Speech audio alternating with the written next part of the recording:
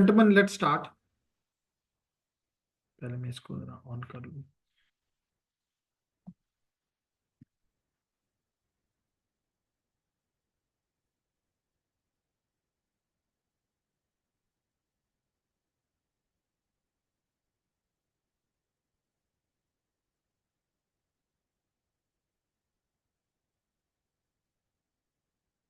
बहुत आगे चला गया। हमने भी वो किया है कि अगले अपने उसको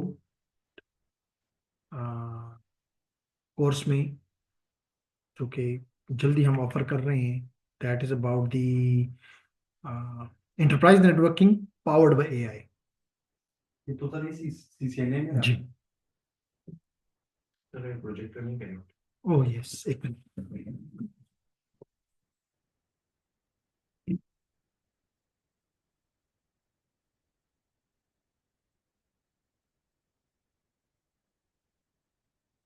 सीसीएनए फुल कोर्स स्टार्ट करें।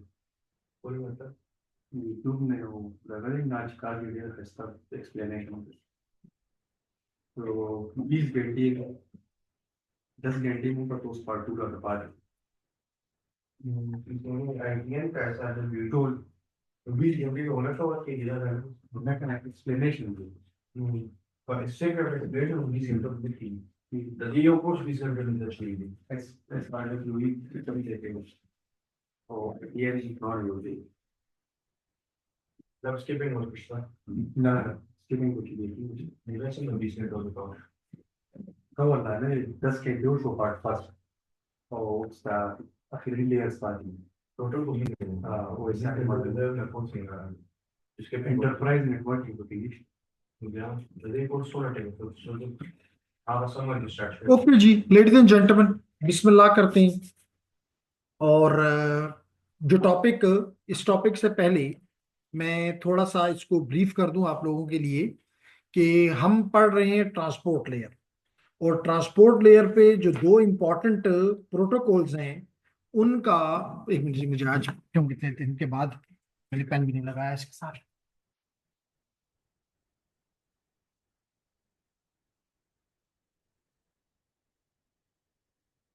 आज का दी इंग्लिश क्लियर खस्ता लगा कई बार तो लग सकता है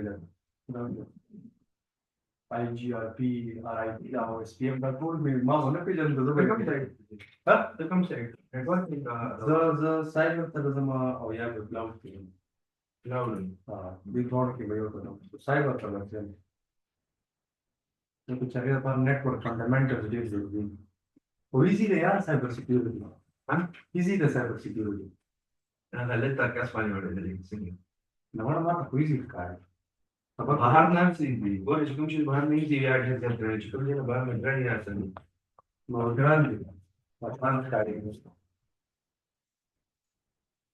चलिए क्या ऐसे कुछ भी बोल दीजिए क्या इजी?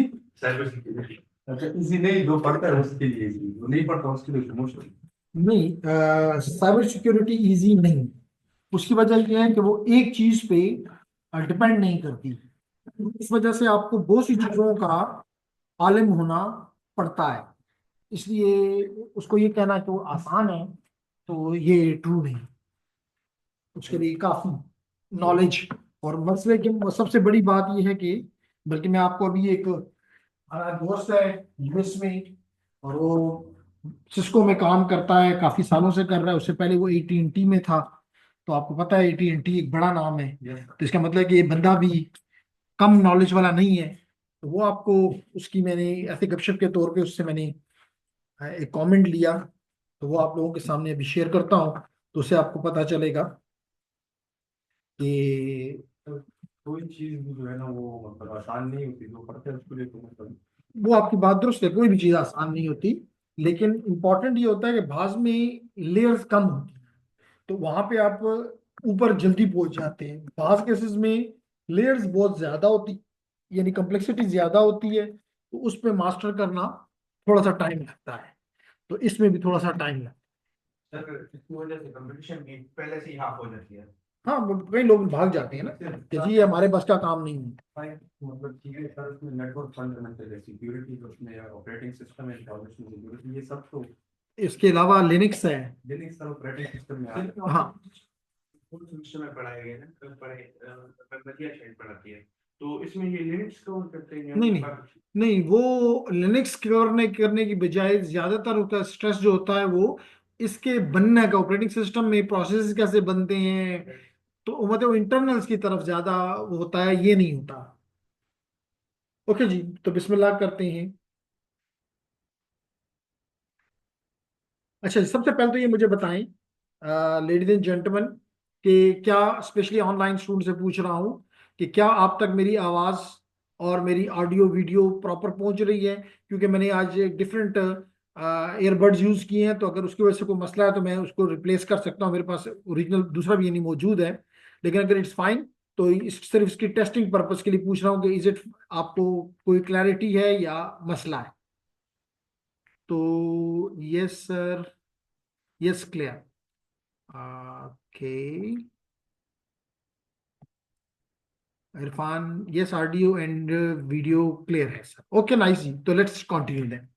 तो हम बात कर रहे थे स्पेशली, तो गौर से सुने, कि हम पढ़ रहे थे ट्रांसपोर्ट लेयर। हसनैन, हम पढ़ रहे हैं ट्रांसपोर्ट लेयर।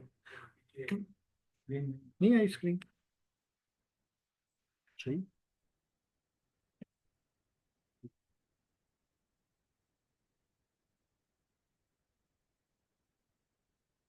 आ गई, ठीक है। तो जेंटलमैन, इसको हम यहाँ पे भी ले जाते हैं ताकि एक ही दफा डिस्टर्ब हो और बार बार ना हो। वालेकुम सलाम।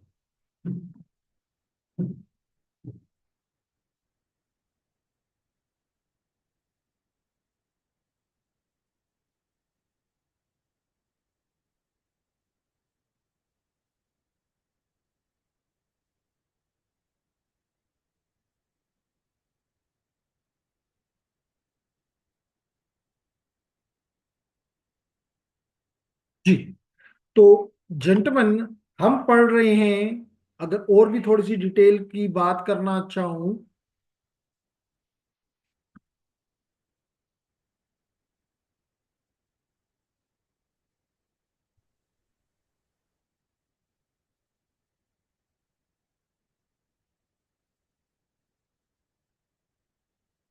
ओके, तो जेंटलमैन, हमने 5 लेयर्स का मॉडल जो कि टीसीपी आईपी मॉडल कहलाता है, इसको हमने इस कोर्स के दौरान कवर करना है, ठीक। और इसमें हमने कहा कि जी सबसे नीचे लेयर जो है, डेट इज और फिजिकल लेयर, जहां से हमने स्टार्ट किया था। फिर हमने डेटा लिंक लेयर को स्टडी किया। डेटा लिंक लेयर में रिकॉर्डिंग स्टार्टेड है, ठीक है। डेटा लिंक लेयर में हमने ऊपर एलएलसी, लॉजिकल लिंक कंट्रोल, और नीचे मैक लेयर। और मैक लेयर में एज एन एग्जांपल हमने ईथरनेट को स्टडी किया। फिर हम नेटवर्क लेयर पे चले गए। नेटवर्क लेयर बहुत ही हमने जबरदस्त तरीके से कवर करने की कोशिश की। इसमें हमने आईपी वर्जन 4 और आईपी वर्जन 6 को भी कवर किया। और इसके अलावा हमने इसमें आईसीएमपी वर्जन 4 और वर्जन 6 को भी कवर किया। इसलिए मैं कहता हूं कि हमने इसको काफी, आईसीएमपी वर्जन 6 को भी कवर किया। फिर हम ट्रांसपोर्ट लेयर पे आ गए, जो कि इस वक्त हमारा टॉपिक है। हमने इस लेयर में ये देखा कि ट्रांसपोर्ट लेयर पे जो दो इंपॉर्टेंट प्रोटोकॉल हैं, उसमें एक है यूडीपी और दूसरा है टीसीपी। यूडीपी और टीसीपी, लेडीज एंड जेंटलमैन, हमने कहा कि टीसीपी का बाय डिफॉल्ट या मिनिमम हेडर जो है वो 20 बाइट्स का है, जबकि यूडीपी का फिक्स जो है वो 8 बाइट्स का है। अब हमने ये भी देखा लास्ट क्लास में कि जनाब ये जो लेयर वाइज अगर मैं बात करूं, तो ट्रांसपोर्ट लेयर क्या क्या काम हमारे लिए कर सकता है। नंबर 1, ये हमें ऑर्डर्ड डिलीवरी देता है। ऑर्डर्ड डिलीवरी देता है, क्या मतलब है इसका? इसको एक्सप्लेन दोबारा भी करता हूं, पहले भी किया है, दोबारा भी करता हूं। नंबर 2, ये हमें रिलायबल ट्रांसमिशन देता है। ये हमें रिलायबल ट्रांसमिशन देता है। ये हमें फ्लो कंट्रोल देता है। ये हमें फ्लो कंट्रोल देता है। फ्लो कंट्रोल देता है। ये हमें ये हमें मल्टीप्लेक्सिंग की कैपेबिलिटीज देता है। मल्टीप्लेक्सिंग की कैपेबिलिटीज देता है। ये हमें एरर, कुछ हद तक एरर डिटेक्शन का काम भी देता है, एरर डिटेक्शन का काम भी देता है। ठीक है जी। तो ये मुख्तलिफ काम हमें करवाता है, हमसे, हमें फैसिलिटी देता है। अब ऑर्डर डिलीवरी से मतलब ये है कि हसनैन, आपको पता है कि जब हमारी एप्लीकेशन लेयर, जो इसके बाद हमने पढ़ना है, जब एप्लीकेशन लेयर, मिसाल के तौर पे अगर इस वक्त हम एग्जांपल लें, तो मेरा ये लैपटॉप में इसका कैमरा मेरी वीडियो पकड़ रहा है, इसकी स्क्रीन को भी पकड़ रहा है, मेरी ऑडियो को भी पकड़ रहा है। तो ये मुख्तलिफ बाइट्स कह लो, ये प्रोवाइड कर रहा है ट्रांसपोर्ट लेयर को, and that transport layer is part of the operating system. अब यहां पे जब ये इसको देता है चंक्स में, तो हर चंक के साथ हर एक सम नंबर ऑफ बाइट्स, चंक का मतलब सेगमेंट, सेगमेंट, हर एक सेगमेंट में वेरिएबल नंबर ऑफ बाइट्स आ जाते हैं। किसी में 100 आ जाएंगे, किसी में 500 आ जाएंगे, किसी में 200 आ जाएंगे, डिपेंड्स। अब इसको एक नंबर मिल गया जिसको आप सीक्वेंस नंबर कहते हैं। तो क्योंकि हर एक सेगमेंट पे सीक्वेंस नंबर लगा हुआ है, इसलिए, क्योंकि हमें पता है कि हमारा नेटवर्क, स्पेशली हमारा जो इंटरनेट है, वो एक कॉम्प्लेक्स नेटवर्क है जिसमें मल्टीपल पाथ्स होते हैं टू द डेस्टिनेशन, जिसमें मल्टीपल पाथ्स होते हैं टू दी डेस्टिनेशन। जैसे मिसाल के तौर पे अगर मैं आपको कहूं कि कैंट चले जाओ, वहां से कुछ चीज लेकर आओ मेरे लिए, तो आपकी मर्जी है कि आप यूनिवर्सिटी रोड से चले जाएं, आपकी मर्जी है कि आप जो हमारा ये एयरपोर्ट के बैकएंड पे रास्ता है यहाँ से चले जाएं, आपकी मर्जी है कि आप हैदराबाद से होकर और रिंग रोड से चले जाएं, आपकी मर्जी है कि इवन आप जो हमारा जू है इसके पास एक ताकाल से रास्ता जाता है उससे चले जाएं। तो कहने का मकसद है मल्टीपल वेज हैं, तो यहां भी मल्टीपल पाथ्स हैं। अब हो सकता है कि अगर एक टास्क मैं 4 लोगों को दूं, जिसको मैंने सबसे पहले भेजा, वो अगर लेट करो किसी ऐसे रास्ते में पड़ गया जो कि लंबा है या अच्छा नहीं है, बैंडविड्थ की कम है, उसकी कैपेसिटी कम है, तो लाजमी तौर पर वो सबसे मे भी आखिर में पहुंच जाए। तो अगर डेस्टिनेशन उनको ऑर्डर में नहीं जोड़ता, तो this is just a garbage. तो ऑर्डर डिलीवरी का मतलब यह है कि जिस ऑर्डर में भेजने वाले ने भेजे हैं, उन्हीं उसी ऑर्डर में transport layer at the receiver उसको पैक करेगा और ऊपर एप्लीकेशन को देगा। तो that is order delivery, that is because of the sequencing. इसके अलावा रिलायबल ट्रांसमिशन का, रिलायबल ट्रांसमिशन इसलिए कहा कि रिलायबल इसलिए है कि अगर कोई पैकेट नहीं पहुंचता तो उसकी एक्नॉलेजमेंट नहीं आती, तो एक्नॉलेजमेंट नहीं आती तो रिसीव, जो सेंडर जो है वो दोबारा वही चीज, एग्जैक्टली वही कॉपी अपने बफर में उस वक्त तक रखता है जब तक उसको एक्नॉलेजमेंट नहीं मिलती। तो इससे क्या चीज आ गई, रिलायबिलिटी आ गई। इसी तरह आपको स्क्रीन पे भी सब दिखाई दे रहा है फ्लो कंट्रोल।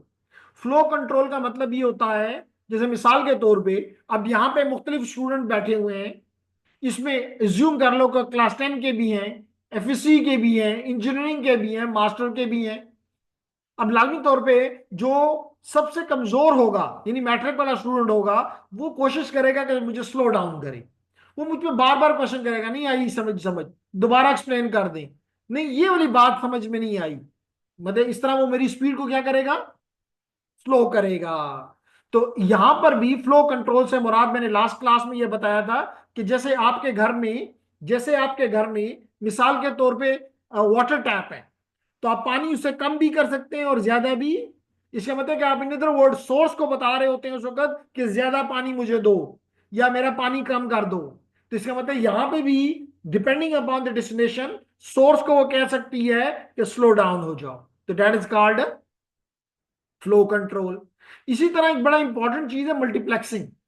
आप देख रहे हैं कि इवन इस वक्त भी मैं मल्टीपल एप्लीकेशंस के साथ कम्युनिकेट कर रहा हूं, अल्दो कि बाकी जितनी भी हमारी कम्युनिकेशंस हैं, मिसाल के तौर पे अगर आप फोन पे, चाहे वो बीटीसीएल की है चाहे वो कोई भी है, जिसको हम नॉर्मल जुबान में पीएसटीएन कहते हैं, पब्लिक स्विचिंग टेलीफोन नेटवर्क कहते हैं, तो लेडीज एंड जेंटलमैन, आपने देखा होगा कि उस पर अगर आप बात कर रहे हो तो आप और कोई काम नहीं कर सकते। लेकिन यहाँ इसका मतलब एक एप्लीकेशन सिर्फ चला सकते हैं, यहाँ तो मल्टीपल एप्लीकेशन चल रही होती हैं। कहीं पे आप अभी जूम से बात कर रहे हैं, कहीं आप व्हाट्सएप से कर रहे हैं, कहीं पे आप फेसबुक पे कर रहे हैं, यूट्यूब पे कर रहे हैं, वगैरह वगैरह। ऐसा ही है ना। तो इस सारी बात से मेरा मकसद ये है कि एप्लीकेशंस में यहां पे multiple apps A1, A2, A3, A4 and so on, an application चल रही होती हैं। सर ये वही डीएनडी वाले मल्टीप्लेक्सिंग की तरह काम करते हैं, मतलब वो सिग्नल्स जो हमारे पास होते हैं ना सेलेक्ट लाइंस, उसके हिसाब से मतलब ये। अभी बताता हूं और फिर मुझ पर क्वेश्चन करो, पहले क्लियर कर दो, फिर आप मुझ पर क्वेश्चन करेंगे मल्टीप्लेक्सिंग डीमल्टीप्लेक्सिंग क्या चीज है। जेंटलमैन, अब यहां पे ये है कि अगर ये सारे के सारे, एज्यूम कर लो कि ये सारे के सारे टीसीपी को अपने पैकेट दे रहे हैं, तो अगर ये सारे के सारे टीसीपी पे आ रहे हैं और टीसीपी इन सबको, मैं कलर चेंज करके बताता हूं किसको देगा स्नैन, टीसीपी आईपी को देगा। किसको देगा? आईपी को देगा। तो इसका मतलब आप देख रहे हो यहां पे कि मल्टीपल एप्लीकेशंस टीसीपी को अपना डेटा दे रही हैं और ये एक एक आईपी के हवाले कर रहा है। तो what this concept is called multiplexing. और वो कैसे? और फिर देखो इसके अपोजिट बात करता हूं। अब अज्यूम करो कि बाहर से डेटा आया, आईपी से आया, आईपी किसको देगा? टीसीपी को देगा। अब टीसीपी क्या करेगा? जो A1 का है, मिसाल के तौर पे A1 application is your web, A2 application is your email, A3 is your SSH, A4 is your telnet, तो क्या AN is your WhatsApp, Facebook, blah blah. अब मुझे आप ये बताओ कि कभी ऐसा हुआ है कि वेब का डेटा जो है वो ईमेल में गया हो, ईमेल का डेटा जो है वो एसएसएच पे गया, चला गया हो, एसएसएच का डेटा टेलनेट पे चला गया हो, या टेलनेट का डेटा व्हाट्सएप में चला गया हो? नहीं। ऐसा ही है ना। तो क्यों ये अलग अलग है? क्योंकि हर एक एप्लीकेशन टीसीपी के साथ एक खास पोर्ट के जरिए बात करती है। और मैंने बताया था कि 65,535 पोर्ट्स पॉसिबल हैं। अब भी नहीं समझ आ रही है स्नैन को? ठीक है ना।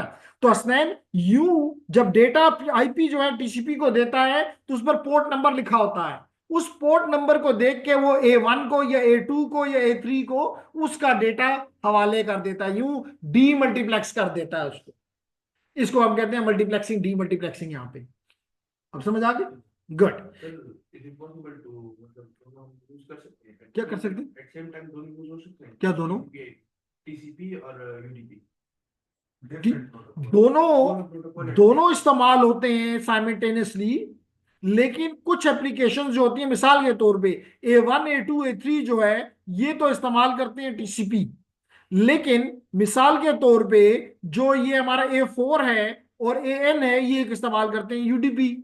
मिसाल के तौर पे यहां पे मैं एग्जांपल ले लेता हूं डीएनएस की, यहां पे मैं एग्जांपल ले लेता हूं डीएचसीपी की। अब ये दोनों यूडीपी इस्तेमाल करते हैं, तो जिसको वेब है, ईमेल है, ये दोनों जो है टीसीपी को इस्तेमाल करते हैं। तो जेंटलमैन यहां से ये पता चला कि इनमें से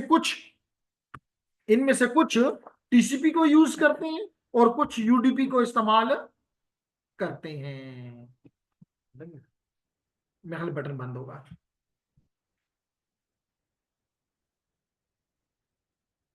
अब आ गया जी, बात समझ आ गई। तो दोनों इस्तेमाल हो रहे होते हैं कि वक्त में, टीसीपी भी और यूडीपी में। लेकिन कुछ ने ये सोच लिया होता है, जैसे मिसाल के तौर पे आपकी क्लास है और आप लोगों का थर्ड सेमेस्टर खत्म हो गया, फोर्थ सेमेस्टर को स्टार्ट करने से पहले आप लोग कहते हैं कि जी को सेलिब्रेट करते हैं।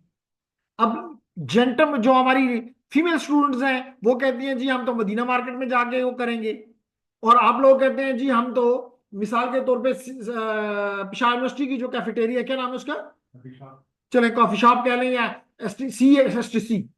एसटीसी जाके हम सेलिब्रेट करते हैं। तो इसका मतलब दोनों जगह कॉन्स्टेंटली दो इस्तेमाल हो रही है, साइमल्टेनियस इस्तेमाल हो रही है। कुछ अपने मुताबिक मदीना चले गए, कुछ जो है एसटीसी चले गए। भी नहीं क्लियर? ओके। टीसीपी हो गए, एक टीसीपी हो गया, यूडीपी हो गया। देखिए सवाल भी मिल गया, जवाब भी मिल गया।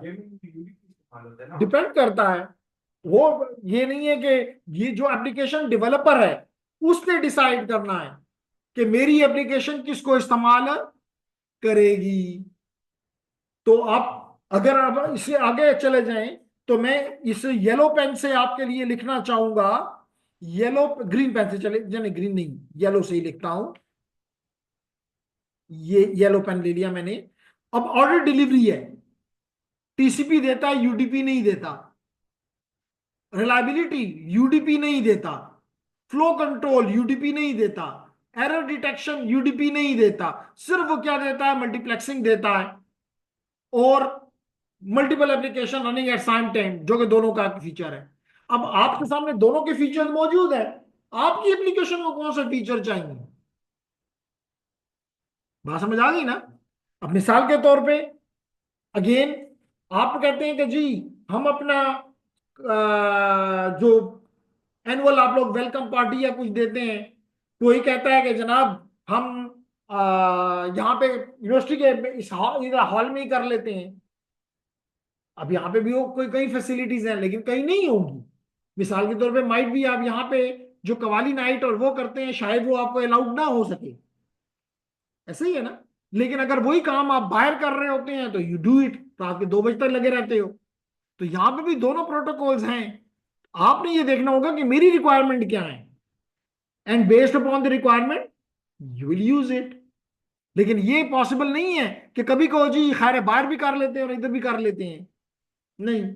या इधर करोगे एक स्टेशन पे करोगे या टू पे करोगे। जैसे ईमेल है हमेशा टीसीपी इस्तेमाल करता है, एफटीपी है हमेशा टीसीपी इस्तेमाल करता है, डीएनएस है डीएचसीपी है वो यूडीपी इस्तेमाल करते हैं। क्यों? क्योंकि उसके डेवलपर ने ये डे वन पे डिसाइड कर दिया एप्लीकेशन बनाते हुए कि मेरी एप्लीकेशन ये यूज करेगी। Is it clear? ओके। फिर हमने यहां पे एक चीज और भी पढ़ी, and that was ladies and gentleman के टीसीपी जो है ये कनेक्शन ओरिएंटेड है। क्या है?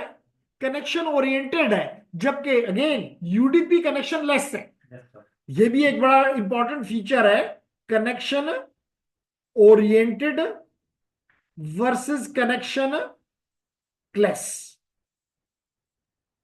तो यूडीपी आपका कनेक्शन लेस है, यूडीपी डजंट केयर। अब आप कहेंगे कि जनाब ये क्या चीज है कनेक्शन ओरिएंटेड और कनेक्शन लेस? तो जवाब इसका ये है जेंटलमैन,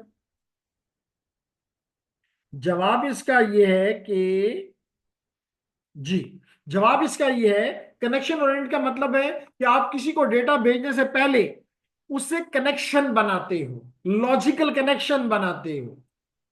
अब लॉजिकल कनेक्शन का मतलब है कि आप उसको कहते हो हेलो। हेलो कहने का मकसद ये है कि आप उसको कह रहे होते हो कि do you have a tension for me. अगर वो आपको जवाब ही नहीं देता तो इसका मतलब है कि ही इज नॉट, ही और she is not willing to talk to you. इसी तरह यहां पे हमने पढ़ा है, आप पिछले क्लासेस को पढ़िएगा, कि सिंक का पैकेट हम भेजते हैं। एक खास मखसूस पैकेट है जो कहते हैं सिंक पैकेट, SYN। उस सिंक पैकेट का मतलब ये होता है रिसीवर के लिए कि अगर वो रिसीव कर ले कि भाई somebody wants to talk to you, somebody wants to talk to you।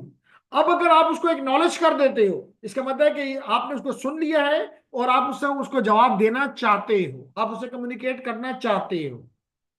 तो 2 मैसेज हो गई। लेकिन आपको पता होता है कि जब भी मैंने इससे कम्युनिकेट करना है तो मैंने भी किससे बात करनी है, आप उस एक्नॉलेजमेंट के साथ अपना सिंक भी लगा देते हो कि जनाब जब मैं आपसे आप मुझसे बात करेंगे तो मुझे भी आपसे बात करनी पड़ेगी। तो इसलिए आप अपने इस दूसरे नंबर पैकेट में 2 चीजें ऐड कर देते हो, एक्नॉलेजमेंट भी, acknowledgement of your message and sync mine. जब मेरा साइन सिंक आपके पास जाएगा तो you have to again send me the acknowledgement, तो that become the 3। So that's the reason we call it a three-way handshake. So by using this three-way handshake, we form a connection. Clear? फिर अब connection बन गया, उसके बाद आप 1 घंटा बातें करते रहे, कम्युनिकेशन करते रहे, 15 मिनट करते रहे, आपकी मर्जी। जैसे मिसाल के तौर पे आपके लिए एक और चीज बड़ी जल्दी आपके सामने लेकर आऊंगा शायद अगले सब्जेक्ट में, और वो है एक और item, and that item is CML।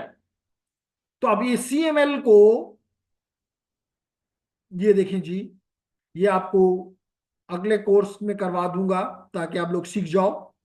ये डाउनलोड करके मैंने रख दिए, एक है ये और एक ये। तो ये 2 टूल्स आपको दूंगा, आप इसको अपने पास इंस्टॉल करेंगे, फिर हम इस पे खेलेंगे। ये कौन सा दूसरा टूल है सर? CML तो ये CML के साथ हम जब खेलेंगे तो यू विल फाइंड, अब देखें ये मैंने कितने साइज है इसका, 1.6 GB, और इसका साइज कितना है, 4 पॉइंट, तकरीबन ऑलमोस्ट 5 GB। तो 5 GB के लिए बड़ा टाइम लगा होगा। तो पहले इन्होंने एक दूसरे के साथ किया 3 वे हैंडशेक किया, फिर डज़ पैकेट आना जाना शुरू हो गए। 5 GB तकरीबन, जैसे आपने कहा 5 GB आता गया।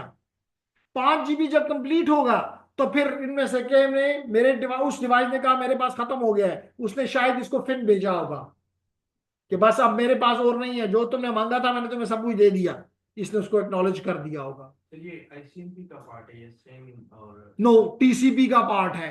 आपने तवज्जो देनी थी मुझे कि जनाब मैंने आपको जब ये पढ़ा रहा हूं,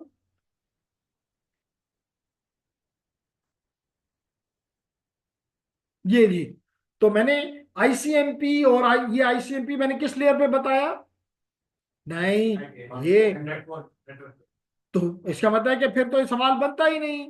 ये बात तो, हम तो ट्रांसपोर्ट लेयर पे हैं, हम तो इन दो प्रोटोकॉल्स की बात कर रहे हैं। तो ये पुराने लेक्चर थोड़ा देख के आना, एक एक दो दो लेक्चर भी एक्स्ट्रा करते जाओ तो कवर हो जाएगा। तो जेंटलमैन, ये एक कंट्रोल के 6 फ्लैग्स हैं, 6 बिट्स हैं।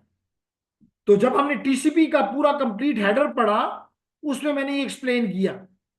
तो जब उस फ्लैग को आप लगा देते हो, जैसे मिसाल के तौर पे देखें, अगर मिसाल के तौर पे पीपल्स पार्टी वाले आते हैं, या PMLA वाले आते हैं, या PTI वाले आते हैं, जमात इस्लामी वाले आते हैं, तो कैसे आप पहचान लेते हैं उनके फ्लैग से, उनकी टोपियों से। तो यहां भी ये जो टोपी पहन ली उसमें हम रख देते हैं, उससे पता चलता है कि ये सिंक पैकेट है, ये डेटा पैकेट है, ये फिन पैकेट है, ये एक्नॉलेजमेंट पैकेट है, ये रीसेट पैकेट है, ये अर्जेंट पैकेट है। अब बात समझ आ गई? ओके। तो जनाब ये तो था मल्टीप्लेक्सिंग का खेल, कनेक्शन ओरिएंटेड और कनेक्शन लेस। कनेक्शन लेस में कोई कनेक्शन नहीं, बस डाल दो। जैसे मिसाल के तौर पे, आप पोस्टल के जरिए कुछ भेजना चाहते हो, कभी आपने चेक किया है, मिसाल के तौर पे आपको आपका बैंक ATM कार्ड भेजता है, किसके जरिए भेजता है, पोस्टल सर्विस के जरिए, ऐसे ही भेजता है ना। कभी उसने आपसे पूछा कि मैं आपको ये भेज रहा हूं, आपने लेना है कि नहीं लेना, नहीं। जो ही खत्म होता है आपको महीना पहले दूसरा भेज देता है, आप कहेंगे मैंने तो मांगा ही नहीं है, इसका मतलब। और अगर मिसाल तो आपने घर भी बदल दिया अपना, तो वो आपको कभी मिलेगा ही नहीं। इसको कहते हैं बेस्ट बेस्ट ऑप्शन। उन्होंने बेस्ट सर्विस अपनी इस्तेमाल की कि भाई इसको मिल जाना चाहिए, मिल गया तो वेल एंड गुड, ना मिला तो गम बनक, कोई परवाह नहीं। कभी उन्होंने आपको फोन करके नहीं कहा जी हमने पहले आपको भेज रहे हैं, आप इसी एड्रेस पे हो क्या नहीं हो, नहीं। क्लियर? तो इसको कहते हैं कनेक्शन लेस। जैसे आपको मैं कहूँ कि एक खत लो और जाके उसमें कुछ भी लिख दो, चेयरमैन के नाम पे लिख दो, और जाके उसको लेटर बॉक्स में डाल दो।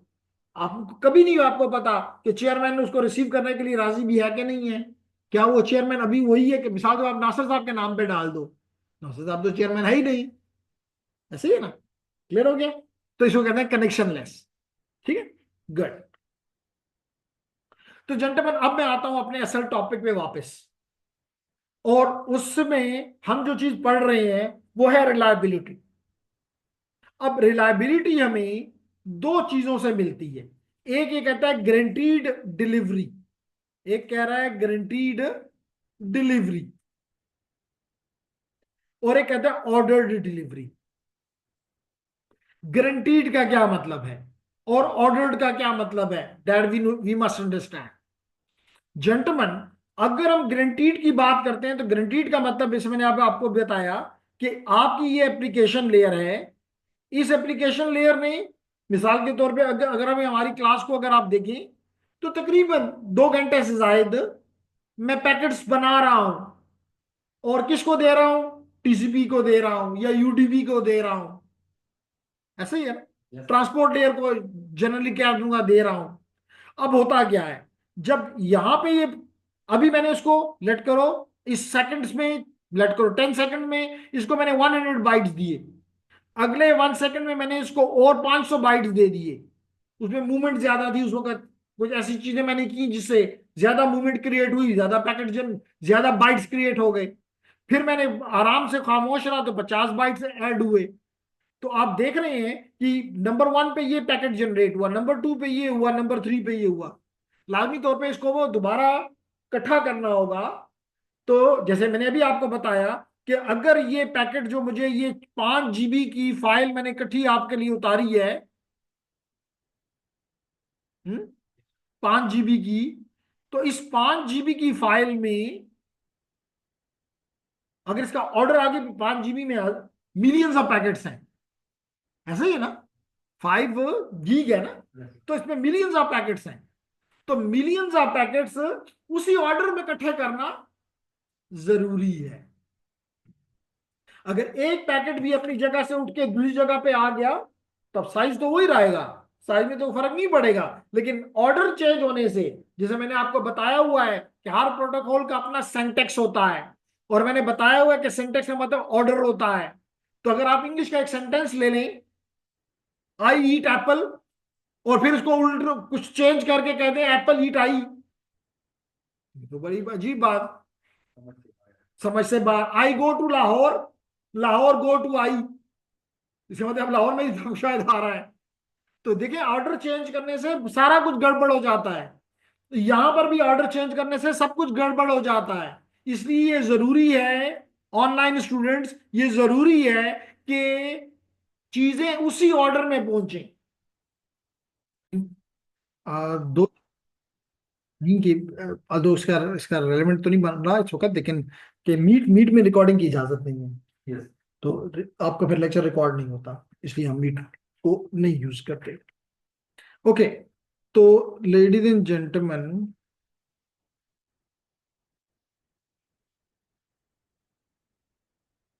जी, तो हम जो चीज कह रहे हैं कि मिसाल के तौर पे यहां पे पैकेट नंबर 1 बना, 2 बना, 3 बना, सेगमेंट्स, ये सेगमेंट्स 1 बाय 1 करके इस चैनल पे, इस मीडिया पे डाल दिए गए।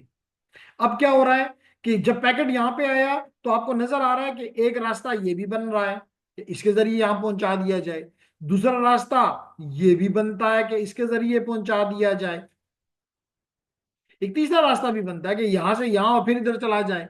तो मल्टीपल पाथ्स हैं। तो हो सकता है कि जो पैकेट नंबर 1 मैंने भेजा है, सेगमेंट नंबर 1 मैंने भेजा है, वो लेट पहुंचे यहां पे, और सेगमेंट 2 3 पहले पहुंच जाए, पहले बल्कि पहले 4 पहुंच जाए, फिर 1 आ जाए, फिर 2 आ जाए, फिर 3 आ जाए। तो अब ये काम है आपके टीसीपी का कि वो इसको ऑर्डर करके, यानी इसको वापस 1 1 2 3 4 में कन्वर्ट करके अपने डेस्टिनेशन की एप्लीकेशन को दे। This is called order delivery Sequence में है। सीक्वेंस में।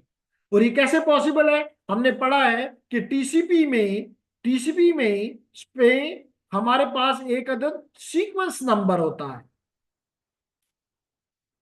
तो हर एक सेगमेंट जब हम निकालते हैं तो उसके ऊपर सीक्वेंस नंबर्स का मोर लगाते हैं, सीक्वेंस नंबर की मोर लगाते हैं।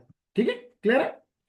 अब लेडीज एंड जेंटलमैन, अगर हम इस पे ये मोहर लगा रहे हैं तो हमें हमाद ने, इरफान ने, निमरा ने, दानियाल ने और सईदुल्लाह ने ज्वाइन किया हुआ है। That's good ji.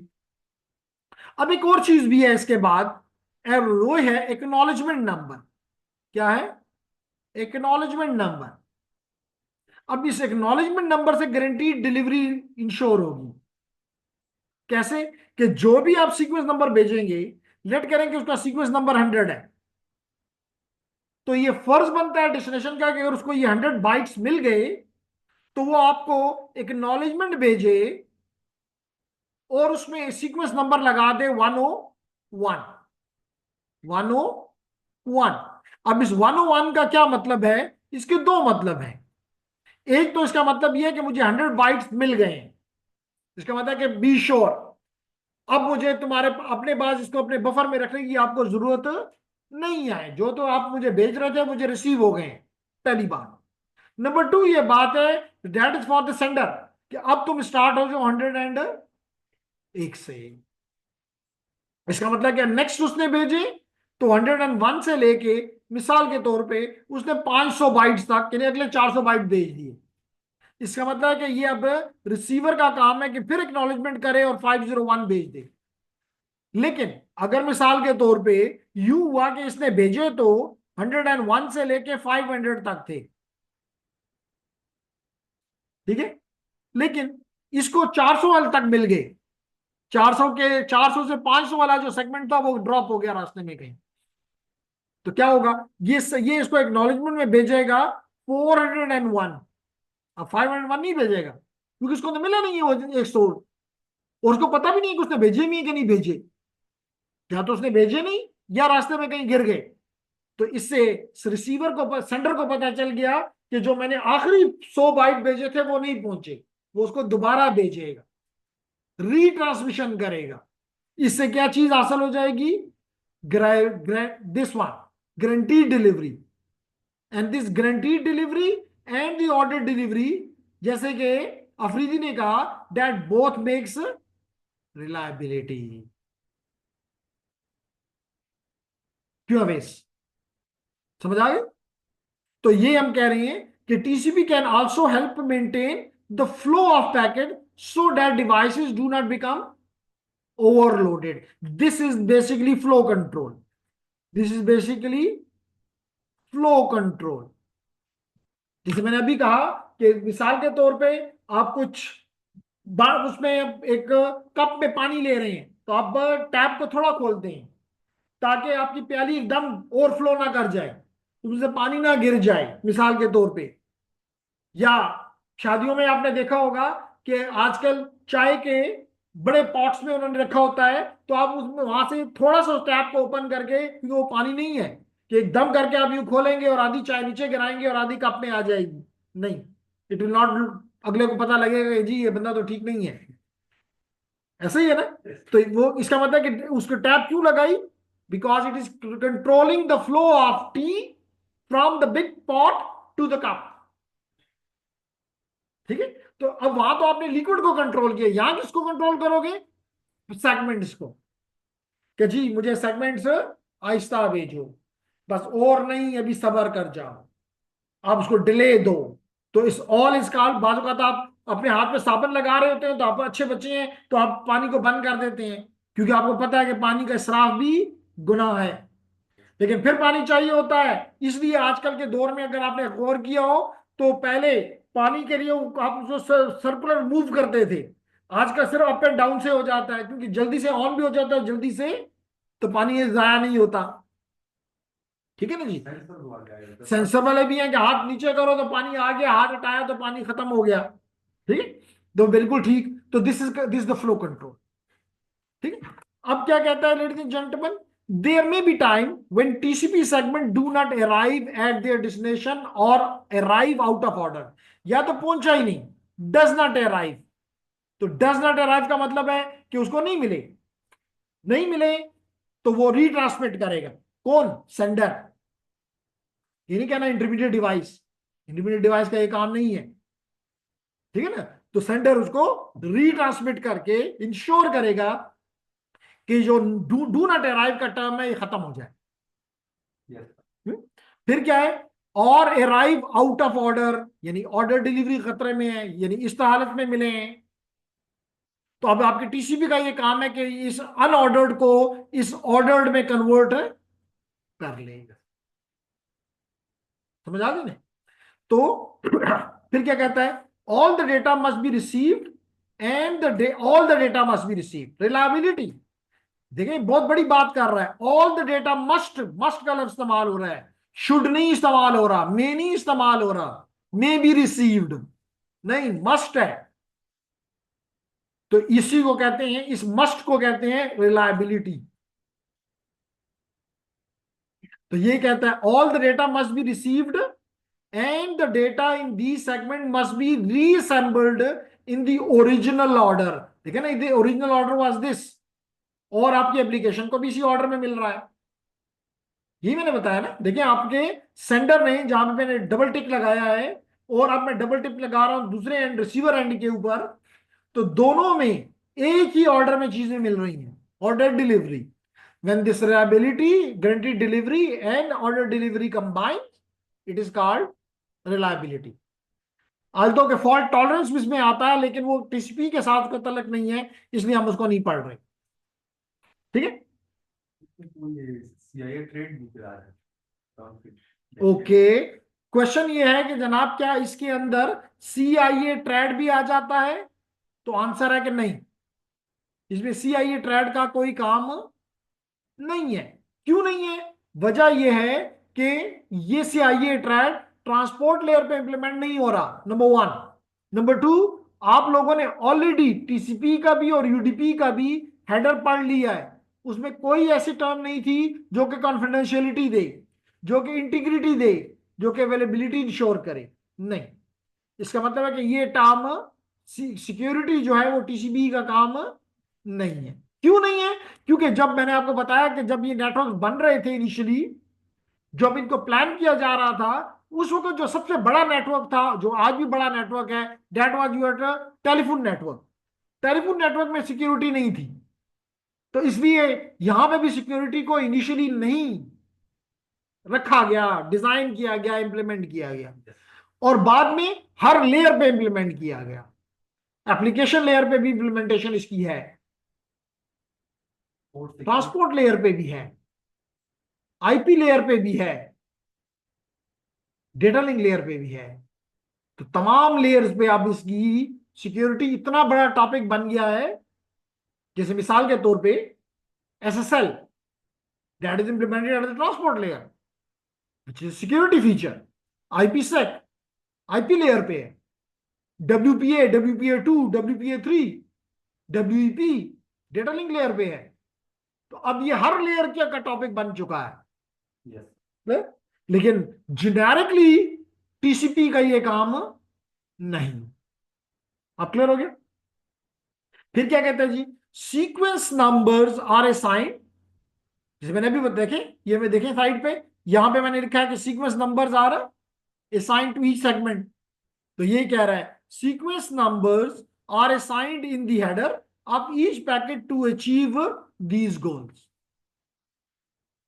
क्लियर हो गया?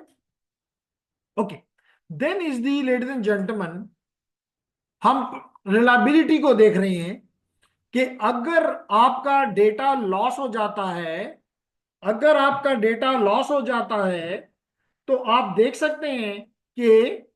सकते हैं कि मिसाल के तौर पे ये मेरा सेंडर है A और B मेरा रिसीवर है। सेंडर ने भेजे 10 पैकेट, 10 सेगमेंट्स। कितने सेगमेंट्स? 10। हर सेगमेंट के अंदर मल्टीपल बाइट्स मौजूद हो सकती हैं, वेरिएबल साइज की, वेरिएबल नंबर की। सेगमेंट 1 में हो सकता है 50 हो, सेगमेंट 2 में हो सकता है 500 हो, सेगमेंट 3 में हो सकता है 700 हो। ये लाजमी नहीं कि 100 का डिजिट कोई लाजमी वो है कि आप कहें नहीं आपने तो कहा था 100 होंगी, 200 होंगी, 300 होगी, इसके मतलब 150 नहीं हो सकती, 165 नहीं हो सकती, नहीं, कुछ भी हो सकता है। मैं कह रहा हूं रैंडम है, वेरिएबल है। क्लियर? अब आप देख रहे हैं कि 1-2 पहुंच गया है, लेकिन 3-4 नहीं पहुंचा। कोई भी रीजन हो सकता है। हो सकता है one of them is congestion, हो सकता है इनमें कोई एरर आ गया हो, करप्ट हो गए हो, ठीक है। हो सकता है इनका TTL खत्म हो गया हो। नेटवर्क एरर से मुराद किसी डिवाइस का फेल हो जाना। हो सकता है कि जो ही ये उस राउटर पे पहुंचा और राउटर की बिजली बंद हो गई। बिल्कुल कुछ भी हो सकता है, इसलिए सिर्फ कंजेशन कहना ज्यादती होगी। It is a broad something. समझ आ गई? तो अब देखिए, आप थोड़ी तवज्जो जब आप मुझे दे रहे हैं, तो अब 1-2 तो उसको मिल गया है। मैं इससे पहले कुछ और भी छोटी सी बातें बताना चाहूंगा। वो छोटी बात क्या है लेडीज एंड जेंटलमैन? ये जो एक्नॉलेजमेंट है,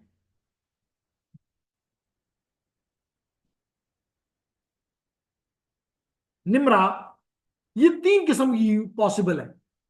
एक को कहते हैं पॉजिटिव एक्नॉलेजमेंट, पॉजिटिव एक्नॉलेजमेंट। एक को कहते हैं नेगेटिव एक्नॉलेजमेंट, और एक को कहते हैं कम्युलेटिव एक्नॉलेजमेंट।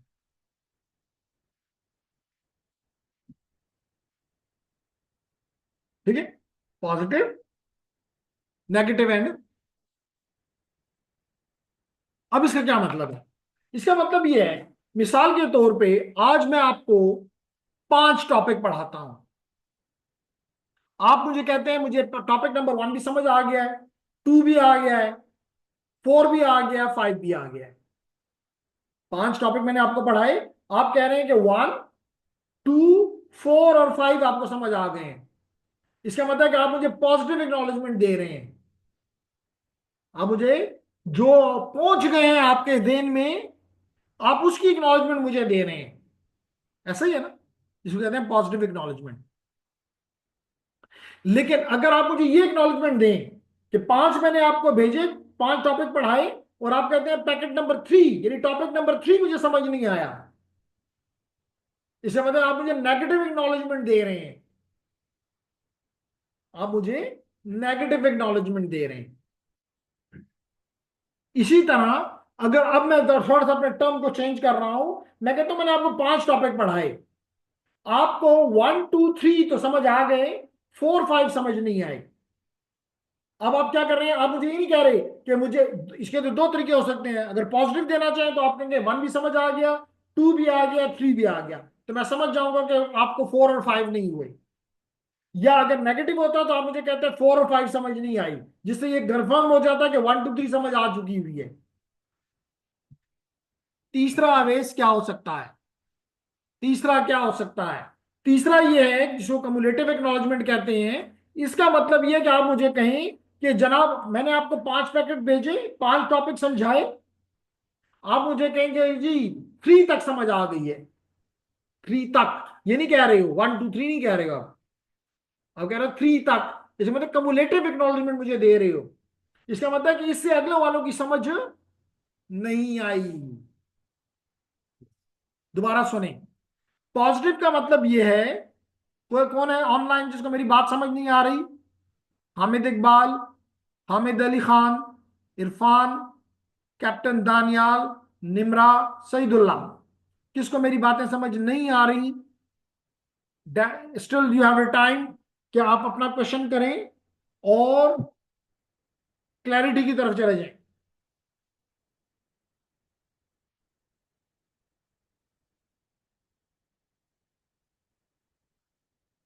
जनाब,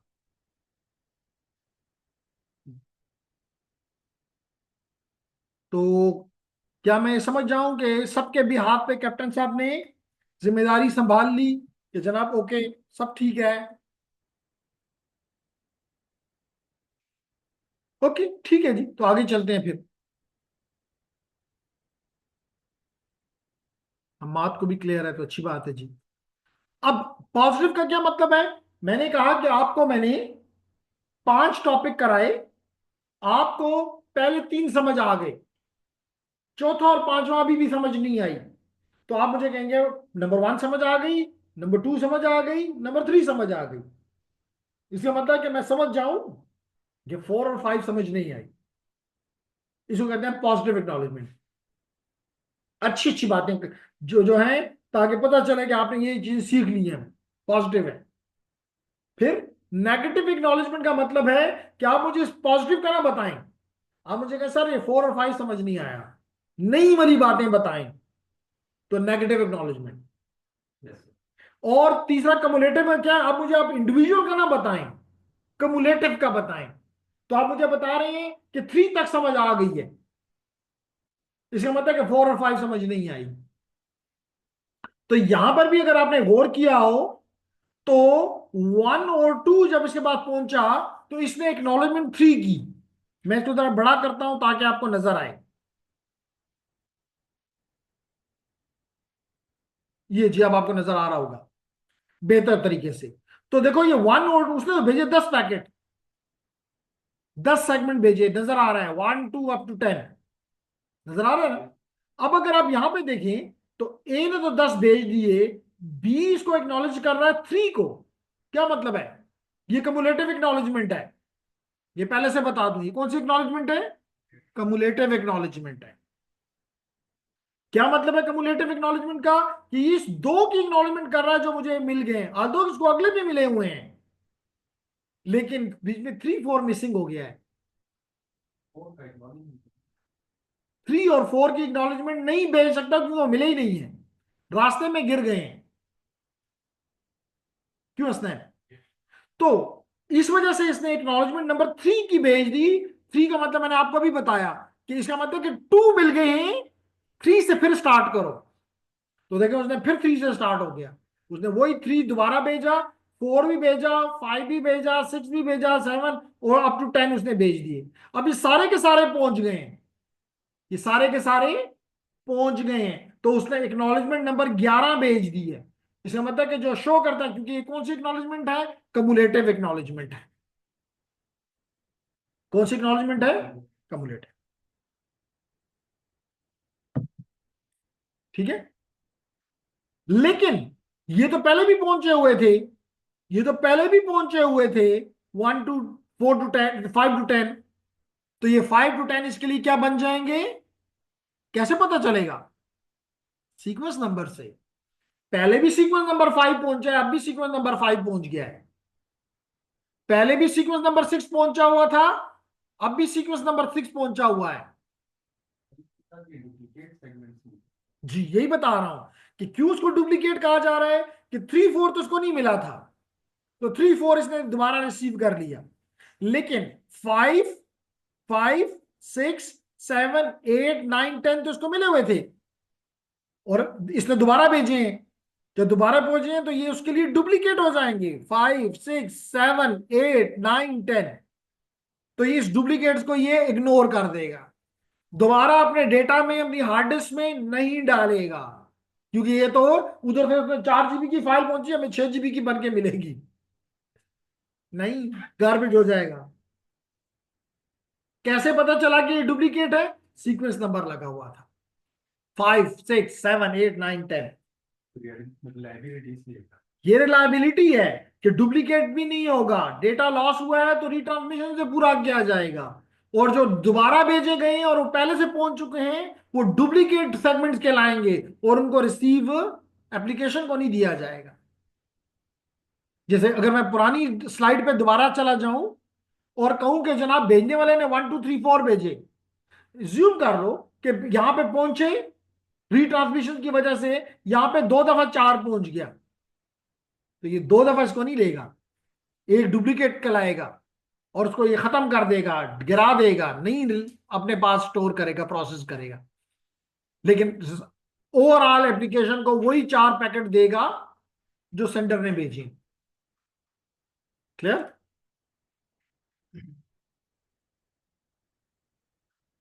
ओके, तो that is no matter how well design and network always have data loss. TCP provides methods of managing these segment losses. कैसे मैनेज करता है? बाय यूजिंग रिट्रांसमिशन, क्योंकि उसने इस 3 4 का सेंडर ने, रिसीवर ने, यानी बी ने इन 2 पैकेट 3 और 4 की एक्नॉलेजमेंट नहीं भेजी, उसने 1 और 2 की एक्नॉलेजमेंट ये भेजी है, 1 और 2 की एक्नॉलेजमेंट भेजी है। तो ये कह रहा है among these is a mechanism to retransmit segments for unacknowledged data. समझ आ गया? गुड जनाब, अब आप देखें, यहां पे वो कह रहा है कि मैंने आपको बताया ना कि 3 किस्म की एक्नॉलेजमेंट है। ये जो पॉजिटिव एक्नॉलेजमेंट है इसको सेलेक्टिव एक्नॉलेजमेंट भी कहते हैं, इसलिए इसको सैक भी बोलते हैं, सेलेक्टिव एक्नॉलेजमेंट। सेलेक्टिव का मतलब कि हर एक पैकेट की एक्नॉलेजमेंट आप देख रहे हैं। देखिए मिसाल के तौर पे 1 2 पहुंच गया, 1 2 पहुंच गया, 3 4 नहीं पहुंचा, अगले पहुंच गए, लेकिन क्योंकि 3 4 नहीं पहुंचा तो एप्लीकेशन को ऊपर नहीं दिया जा सकता। तो क्या होगा? इसने क्या किया? इसने कहा कि एक्नॉलेजमेंट 3, एक्नॉलेजमेंट 3, इसका मतलब है कि 3 से आगे चलो। लेकिन इसने साथ ही बता दिया सेलेक्टिव एक्नॉलेजमेंट में, पॉजिटिव एक्नॉलेजमेंट में, कि मुझे 5 से 10 भी मिल चुके हुए हैं। इस बात से क्लियरली ये पता चल जाता है, क्लियरली ये पता चल जाता है कि 3 भेजना है, 4 भेजना है, 5 से 10 को मिल चुके हैं, 11 से आगे स्टार्ट हो जाओ। हसनैन को नहीं समझ आ रही? निम्रा को नहीं समझ आई लगता है। क्या बता रहा है इस एक्नॉलेजमेंट में? ये एक्नॉलेजमेंट 3 तो कमुलेटिव है, एक्नॉलेजमेंट 3 कमुलेटिव है, लेकिन जो इसने सैक करके बताया कि मुझे 5 6 7 8 9 10 भी मिल गए हैं, ये सिलेक्टिव है। तो यहां पे ये भी इसका मतलब, इन दोनों बातों को कंबाइन करो तो इसका मतलब है कि 1 2 मिल गए हैं। इस एक्ट 3 से ये पता चला कि 1 2 मिल गए हैं, और इस सिलेक्टिव एक्नॉलेजमेंट 5 to 10 से मिला कि 5 6 7 8 9 10 भी मिल गए हैं। इसका मतलब है कि आप यहां पे बड़ी आसानी से देख सकते हो कि ये कलर चेंज से आपको पता चलेगा कि मिसिंग क्या है, 3 4, और उसके बाद कहां पे चला जाना चाहिए, 11 पे। ठीक है, क्लियर है? अब अगर मैं अपने कंप्यूटर साइंटिस्ट से पूछूं, कंप्यूटर एक्सपर्ट से पूछूं कि माशाल्लाह चौथे आधे इंजीनियर हो गए हो हैं, तो आधे इंजीनियर साहब बताओ इन दोनों में से कौन सा मेथड इस्तेमाल करोगे? प्रीवियस वाला अच्छा है कि ये अच्छा है? ये वाला सर, अगर डेटा हमारे पास बहुत ज्यादा होगा ना, मतलब जैसे कि फॉर एग्जांपल हमारे लेकिन ये मैं आपको कोई गारंटी दे नहीं सकता कि जी यूजर जो है वो ज्यादा डेटा नहीं भेजेगा। ज्यादा भेजे तो उसको आईएसआई के हवाले कर देना, ऐसी कोई कंडीशन नहीं है। तो जेनेरिक जवाब पे आओ, पास ज्यादा बेहतर यानी दूसरा वाला आप कहते हैं ज्यादा बेहतर है। क्या ख्याल है इरफान, कौन सा बेहतर आपको लगता है?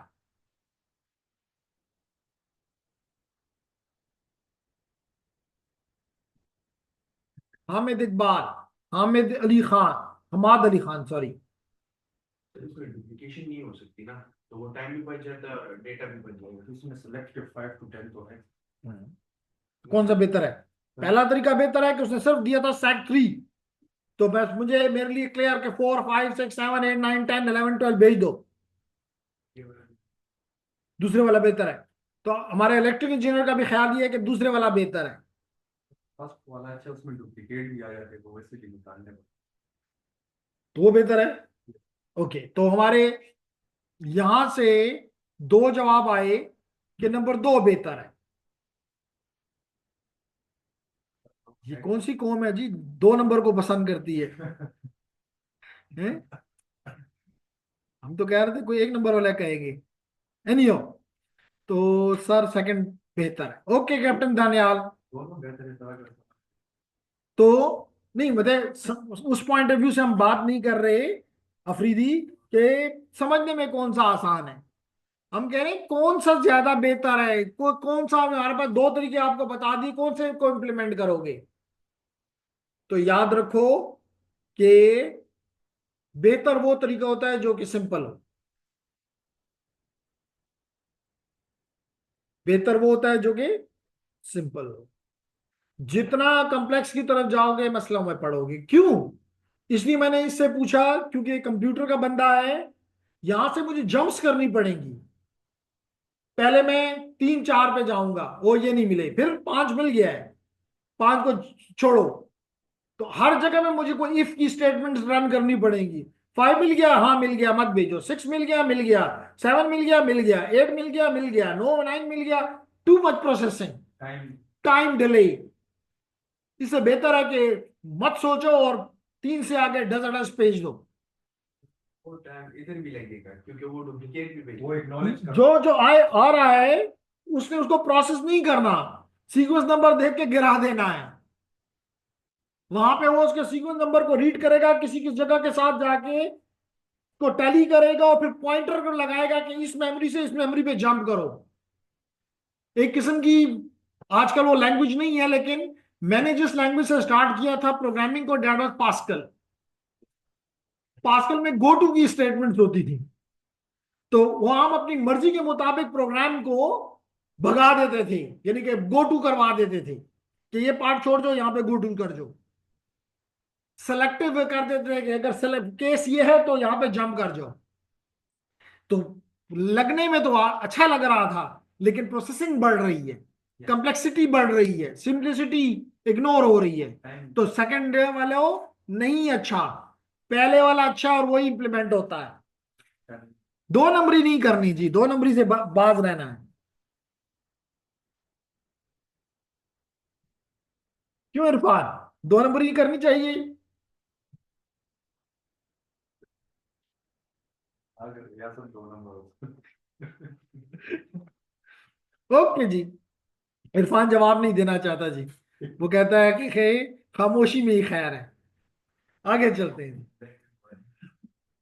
तो जेंटलमैन, हम बात कर रहे थे कि host operating system typically employ an optional optional TCP feature called selective acknowledgement negotiating during the three way handshake. तो ड्यूरिंग थ्री वे हैंडशेक ये चीज की जाएगी कि क्या ये ऑप्शनल फीचर रखा जाए या ना रखा जाए, नॉर्मली नहीं रखा जाता। If both host support SACK, the receiver can explicitly acknowledge which segments are received including any discontinuous segments. ठीक है, तो जेंटलमैन देखते हैं कि क्या हमें जवाब मिला। काफी लंबा जवाब है इमरान की, इरफान की तरफ से। सर दो नंबर ही से ही गवर्नमेंट चल रही है, सब कुछ दो नंबर है। ओके जी, शुक्र है कि नेटवर्क जो है वो फिर हमने नहीं बनाया, वरना यहां भी यही काम होता। ओके, आगे चलते हैं जी।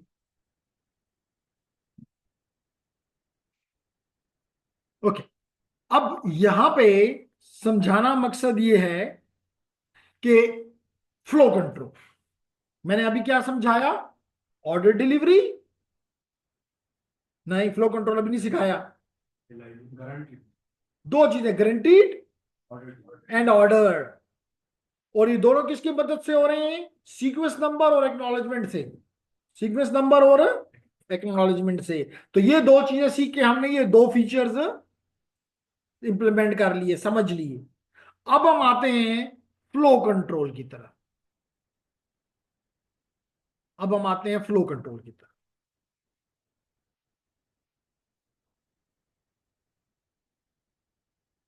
ठीक है,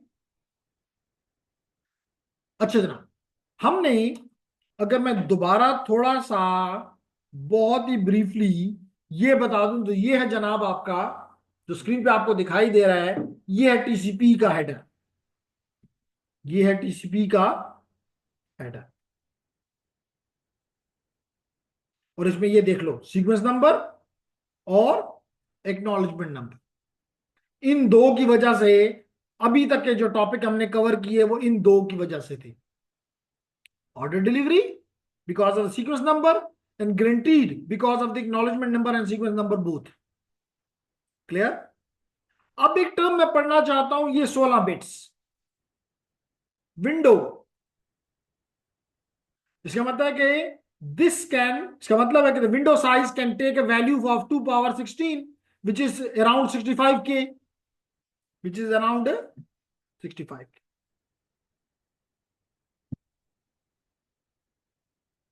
ओके, इस, अब ये चीज, सॉरी, अब ये चीज मैं यहां पे इस्तेमाल करना चाहता हूं जी। इस 65K को कहते हैं मैक्सिमम सेगमेंट साइज। ये 65,000 तक हो सकता है, तक। बात समझो अवेश, क्या कह रहा हूं? तक, यानी कि 65K हम मस्ट नहीं है, आप 10K में राजी हो जाओ। ये तो उसकी मैक्सिमम लिमिट है, जिसको मैक्सिमम सेगमेंट साइज कहते हैं। क्या कहते हैं? Maximum segment size. ये देख लो, मैक्सिमम सेगमेंट साइज।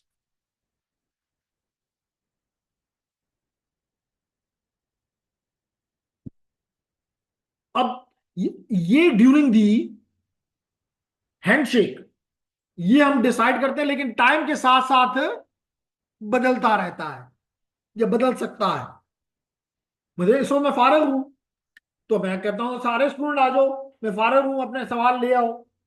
लेकिन जब मैं बिजी हूं तो क्या पता मैं कब बिजी हो जाऊं, तो मैं स्टूडेंट को कहूं नहीं नहीं अब मत आओ, मेरी मर्जी। क्लियर हो गया? तो यहां पर भी ज्यूम करते हैं कि, कहता है कि during the hand three way hand shake window size 10K हो गई। विंडो साइज ने क्या ले लिया? 10K। और जो मैक्सिमम सेगमेंट साइज लिया गया, ये तो विंडो साइज हो गया ना, विंडो मैक्सिमम सेगमेंट साइज जो ले लिया गया वो है 14 एंड 60 बाइट्स।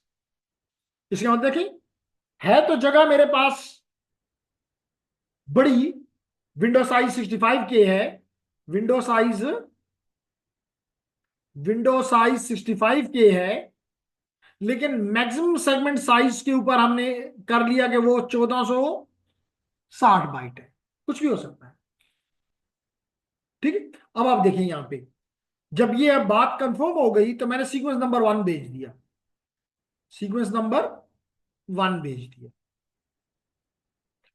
पहला सेगमेंट गया तो 1400, मैंने एमएसएस का भेजा। फिर अगेन लाजमी नहीं कि एमएसएस भेजूं, कम भी हो सकता है, ये तो मैक्सिमम है ना। कहते हैं जी आपकी मैक्सिमम सैलरी है, लेकिन ये तो मतलब नहीं कि मैक्सिमम सैलरी का मतलब है कि आपको यही मिलेगा, ये भी मिल सकता है, लेकिन इससे कम भी मिल सकता है। यहां पे इसने मैक्सिमम की तरफ गया, इसका मतलब है कि 10,000 में से 1460 बाइट इसने भेज दी है। 1400, चले हम शॉर्ट में, मैं आसानी के लिए 1500 कह लेता हूं। इसके मतलब 8,500 बाइट और भेज सकता हूं।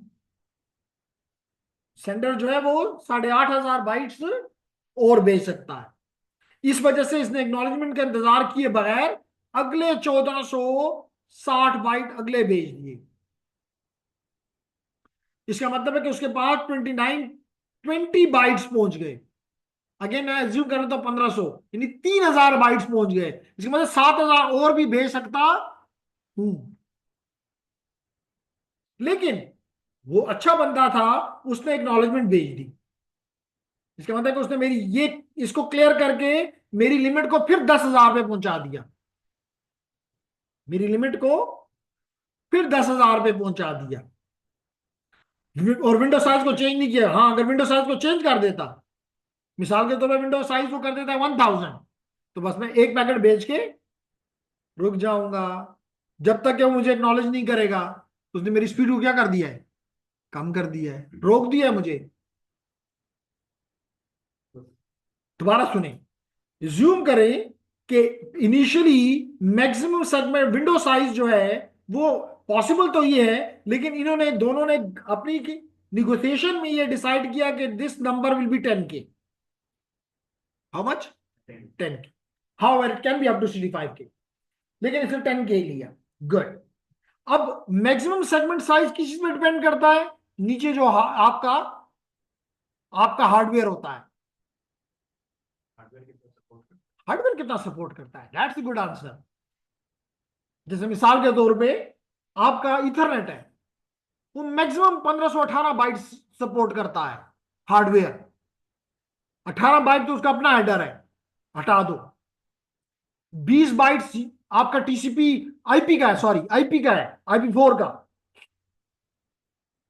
तो ये भी निकाल दो। 20 बाइट टीसीपी के हैं, ये भी निकाल दो, तो कितने रह गए? 1460, इसलिए इसने 1460 लिखा है। ये ज्यूम कर रहा है कि नीचे जो हार्डवेयर है वो ईथरनेट है। बहुत अच्छा है सर, इसमें मतलब किया हुआ है 1500 -20 1460। आप देखें ना, अब आप खुद कहें कि कौन सा सीख, जी डीप सीख अच्छा है कि एहसान सीख बेहतर है, उसने भी आपको ये बता दिया। यस सर, ये तो उधर से देखा, लेकिन अभी इधर से वो फार्मूला 2020 का समझ लिया। क्यों इसने 1460 लिया? इस वजह से लिया कि नीचे हार्डवेयर ने की सपोर्ट जो थी वो 1518 बाइट्स की थी। 18 बाइट्स में वो टीसीपी का अपना, इथरनेट का अपना हेडर है, हेडर और ट्रेलर है, ये निकाल दो। 20 आईपी के हैं, अगर IPv6 होता तो 40 होते, फिर सीख जवाब ना देता। वो तो सर IP4 में ले आया है। ये अगर IPv6 होता तो 40 बाइट्स होते, तो फिर ये 1460 ना होता, 1440 होता। ठीक है ना? तो इसलिए जो आपका अपना ये है ना, इससे अच्छा सीख कोई भी नहीं है। इसको इंप्रूव करो, ट्रेन करो इसको। इसको ट्रेन करो। That's the good answer.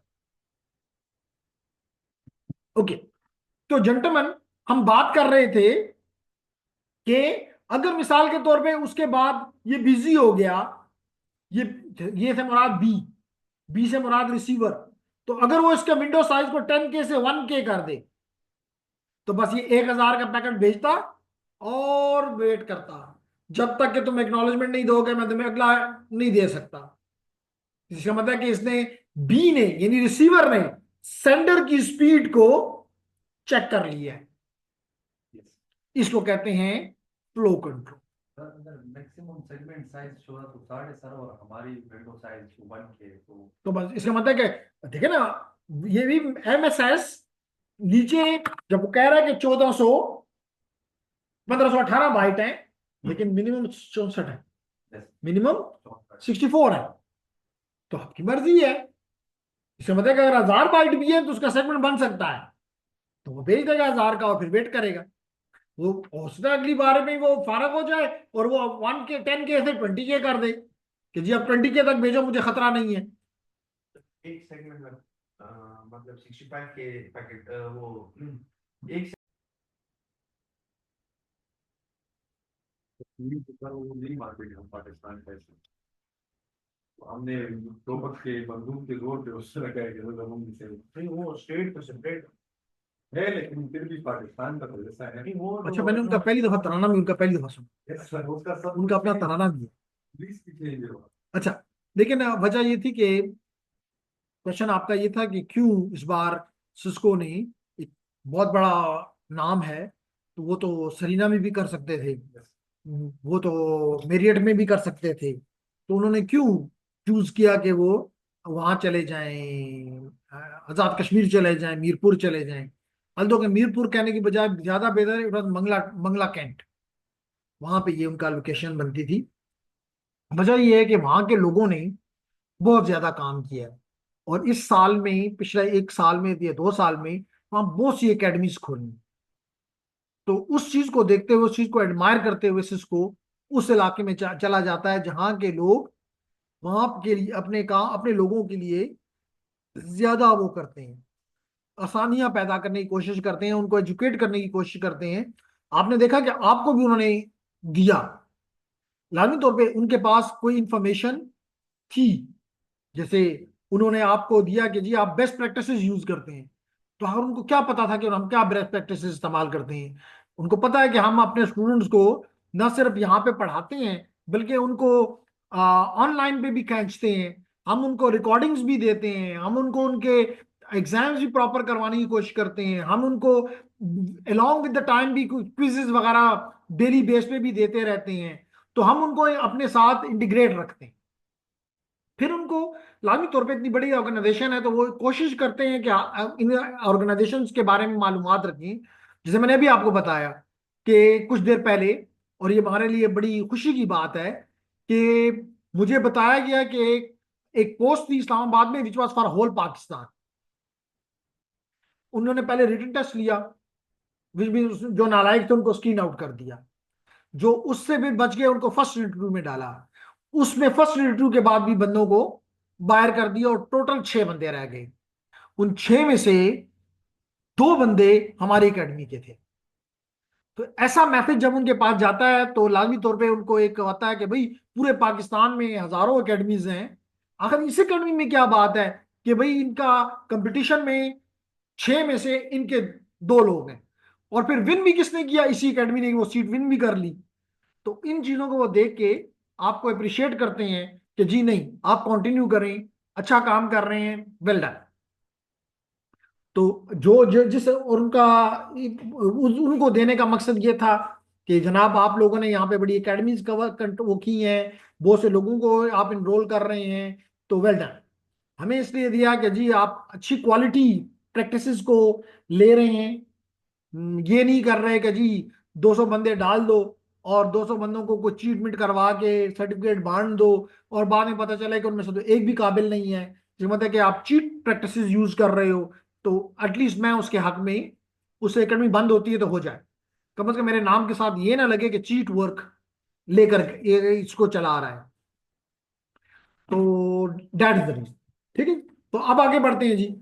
तो आप लोगों ने पूछा कि जनाब ये मैक्सिमम सेगमेंट साइज 65K क्यों।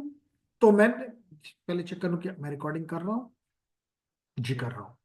लेकिन क्यों हमारे शहजादे भाग गए, सिर्फ हमाद और इरफान रह गए, बाकी नाश्ता करने चले जाएंगे। चलें जी, नाश्ता करें, हम क्या कह सकते हैं, हम अपनी तरफ से उनके लिए मौजूद हैं। तो हमने कहा जेंटलमैन के, इसका मतलब ये है कि जी there is something in the chat.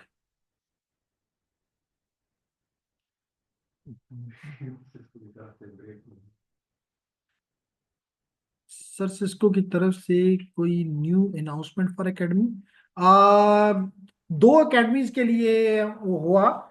एक तो हमने उनसे इसी वीक में इंशाल्लाह ताला जो कमिंग है, हम इन हो जाएंगे सिस्को डेवनेट में। तो तकरीबन 3 महीने के बाद हम वो ऑफर कर सकेंगे। तो डेवनेट क्या है मैं आप लोगों को बताऊं, बल्कि थोड़ा सा हमारे इस ग्रुप में प्रोफेशनल्स नहीं है, लेकिन जो इसके बाद मैं ग्रुप पढ़ाता हूं उसमें प्रोफेशनल्स फ्रॉम यूएई और सऊदीया, जो कि वहाँ ऑलरेडी कंपनीज में काम कर रहे हैं, तो उनकी जो वो होती है वैल्यू वर्क, उनसे मैं जब निकालता हूं तो मकसद ये होता है कि इस जैसे बच्चे जो हैं वो सुने कि मार्केट क्या है। इसी के लिए मैंने आप लोगों के लिए एट दी एंड इस पे बात करूंगा कि ये आपके लिए है, मिसाल के तौर पे ये देख लें।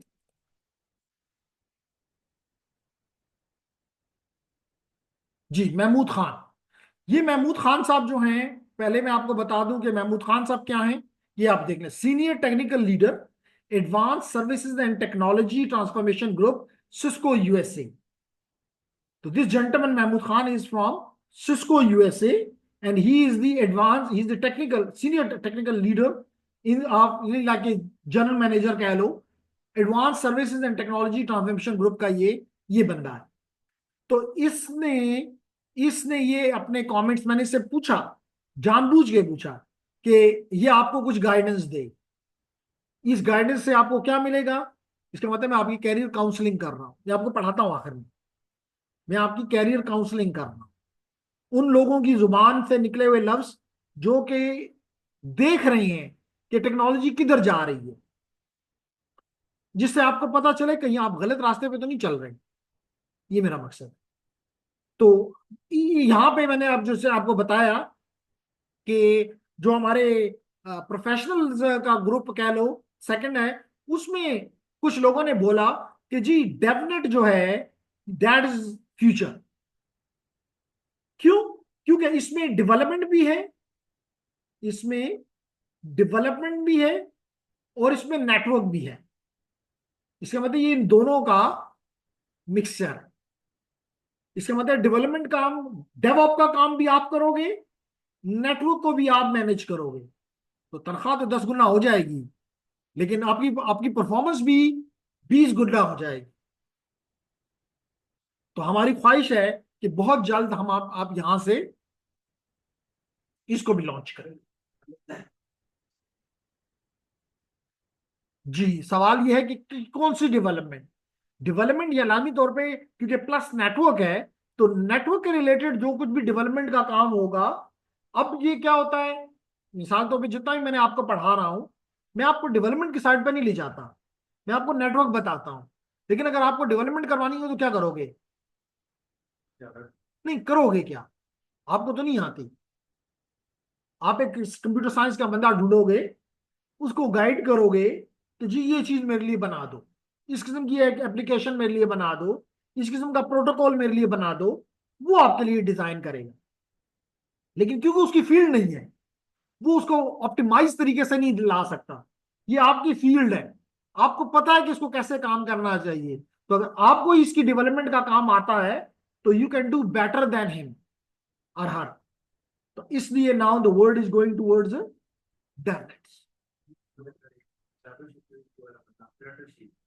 नहीं, मैं उसको नहीं कह रहा फ्लैटर सीख ले। मैं ये कह रहा हूं कि अगर एक साइबर, जैसे आपने क्वेश्चन किया साइबर सिक्योरिटी के रिलेटेड, तो अगर साइबर सिक्योरिटी का बंदा, अब वो क्या करता है, जो इसको हम कहते हैं ये काम करो, वो कहता है कि जी फलाने कंपनी से मुझे ये टूल खरीद दो तो मैं तुम्हारा काम कर देता हूं। मुझे वो टूल इस्तेमाल करना आता है, टूल मुझे नहीं पता कि कैसे बना हुआ है। अब आप उसे कहोगे जी अपने लिए टूल खुद बना लो और बिस्मिल्लाह करो। समझ आ गया? ये है अब ट्रैक। तो ये साइबर सिक्योरिटी से ये कॉलेक्ट करना चीज है ये मतलब मार्केट के लिए मतलब कंपनीज के लिए जो ये टूल्स बनाते हैं उनका तो पूरा पूरा बिजनेस खराब हो जाएगा। नहीं, उनका जो एक टूल होता है ना, वो 100 काम करता है। तो वो अपनी जगह पे, वो लोग हैं जो कि इससे दूर रहेंगे, वो टूल्स के साथ लगे रहेंगे। लेकिन जो जो काम नहीं हो रहा उस टूल से, मिसाल के तौर पे उस टूल का पूरी दुनिया को पता है, तो दूसरे एंड ने उसको अपने एंड पे ब्लॉक कर दिया हुआ है, तो आप उसमें उसी चीज में थोड़ी सी ट्वीक कर दें ताकि वो बीट हो जाए। What's better than that? समझ आ गया? तो ये कहने मतलब, अब ये बात आप डेवलपर को समझाओ, नहीं समझ आती है उसको, क्योंकि उसकी वो फील्ड नहीं है। आप सर मारते रहो कि जी क्यों नहीं, क्यों नहीं, ऐसे करो ऐसे करो। वो कहता है मुझे नहीं समझ आ रही तुम क्या कह रहे हो। लेकिन क्योंकि आपके यहाँ पे, और दूसरा ये होता है कि स्पेशली जो बॉसेस या इंजीनियर्स या इस तरह के होते हैं, वो समझते ही हैं कि मिसाल तो मैं आपको कहता हूँ जी आपने पिंडी जाना है, तो आप मुझे पूछते हैं कैसे जाऊं। मैं कहता हूँ भाई ये पिशावर में यहाँ पे रेलवे स्टेशन वो है, बस स्टैंड है, वहां जाओ, वहां से चले जाओगे, पिंडी पहुंच जाओगे। That's great. तो भाई मैं बस स्टेशन पे कैसे पहुंचूं? मैं तो हर एक से पूछता रहूंगा, यहाँ बार रोड 2 पे निकल जाऊंगा जी, बस स्टेशन तो जमा कौन सा रास्ता लूं? तो मैं आई विल बी। लेकिन अब आप जब कर रहे हो तो आपको पता है कि जी मैंने कैसे इसको करना है। तो this is a newer trend in the every field, specially they are using this for the automation. ठीक। तो एक तो ये इनसे लेकर आपने पूछा इरफान। एंड नंबर 2, हम इनसे साइबर सिक्योरिटी में सीसीएनए के साथ साथ हम इनसे सीसीएनपी भी लेकर आएंगे इंशाल्लाह। ये सर कब क्या? पहले ये तो कर लो ना, कर लेंगे सर। उसके उसके उससे साथ ही इसको भी हम डेढ़ साल है उसमें। नहीं, और वैसे तो हमारा सेकंड मॉड्यूल स्टार्ट होने वाला, तब तक ये रिलीज हो जाए। ओके, नेक्स्ट क्या है जनाब? सर ये 10 लोग में कोई ऐसे है और यही काम नहीं। साइबर सिक्योरिटी एंड डेवनेट को कैसे कंपेयर कर रहे हैं, करते हैं आप? Okay okay. तो जेंटलमैन, क्या आपका क्वेश्चन? नहीं, आपने कहा किसी का लिंक काम नहीं कर रहा। यस सर, वो बंदे ने मैसेज किया ग्रुप में कि दिन काम नहीं। अभी देख लेते हैं जी। वो कोरोना में पूछा था।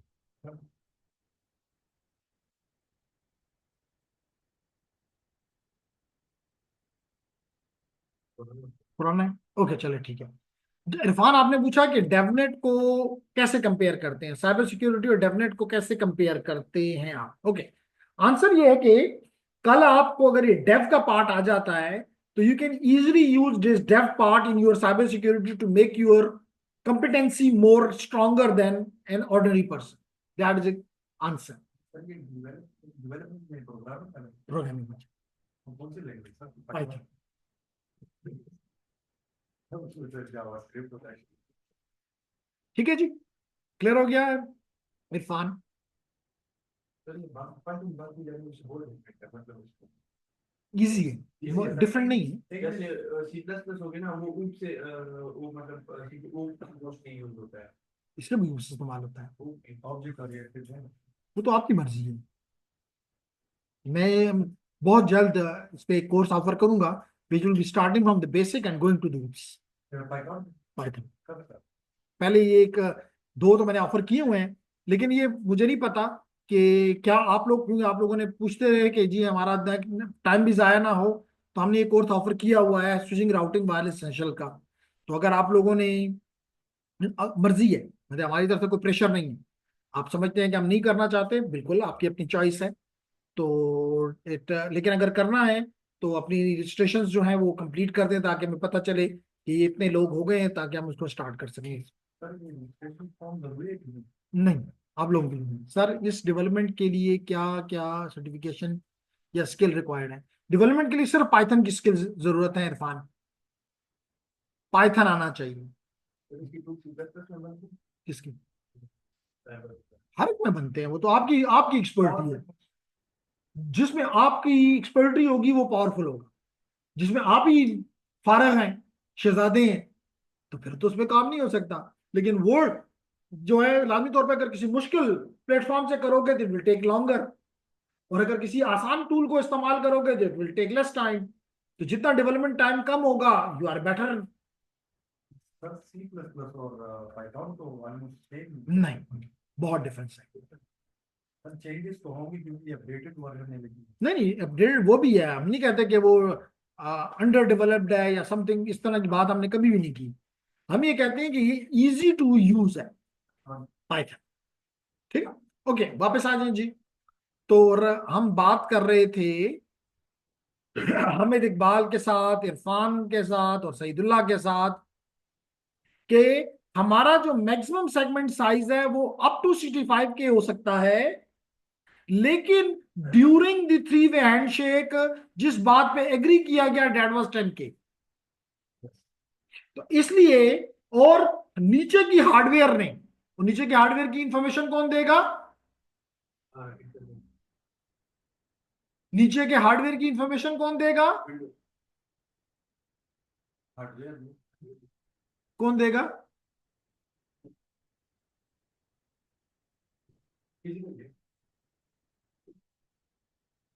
LLC, logical link control layer, which was a sandwich layer between the network layer and the MAC layer।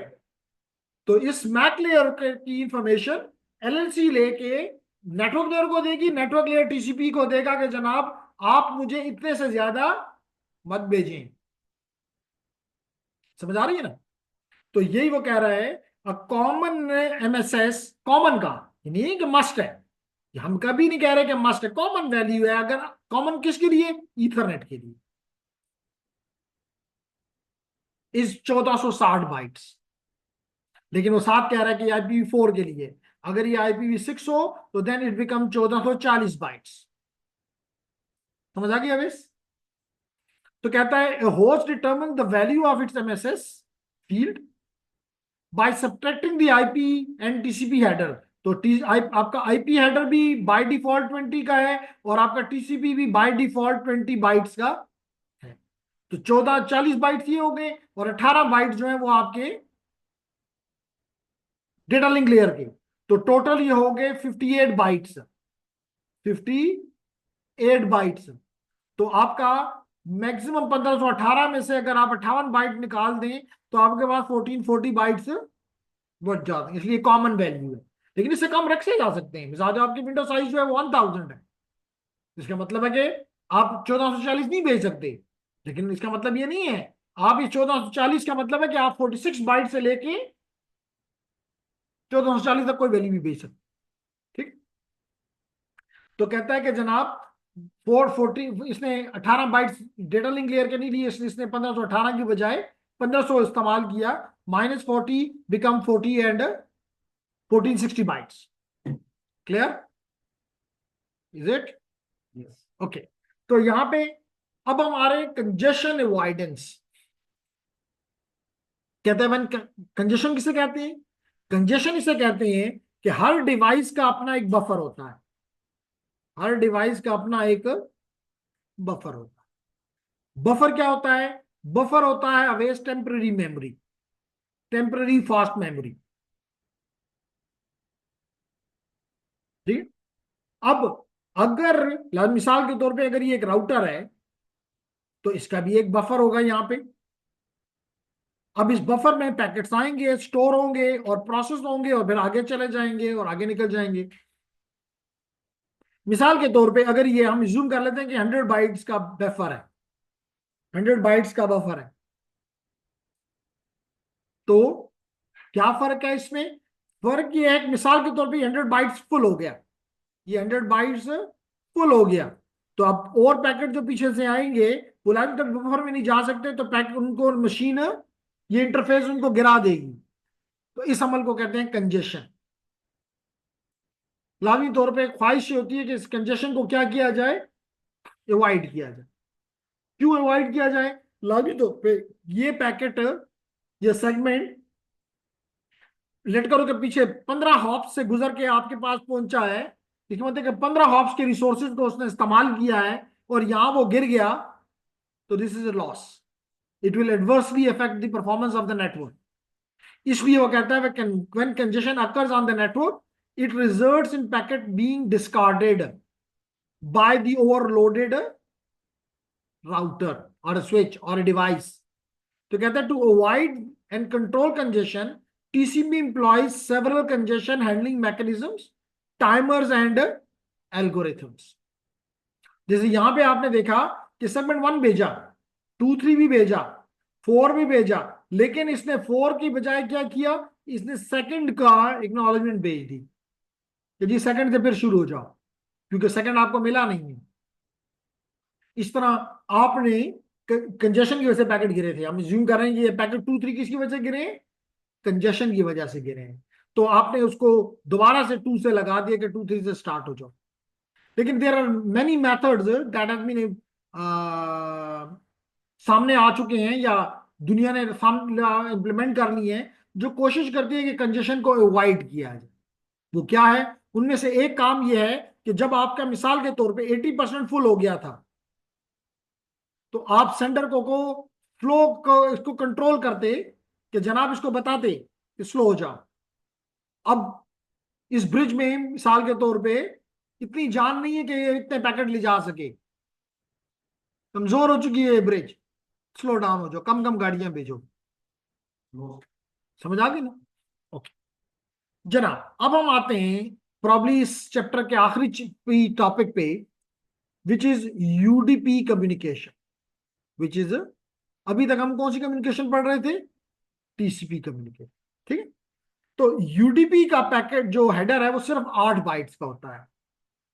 तो वो क्या क्या कर सकता है, 8 बाइट्स का अगर हेडर पहले से मैं आपको दिखा दूं ताकि आपको नजर आए कि जनाब वो इसके अलावा और किसी काम का नहीं है। तो जनाब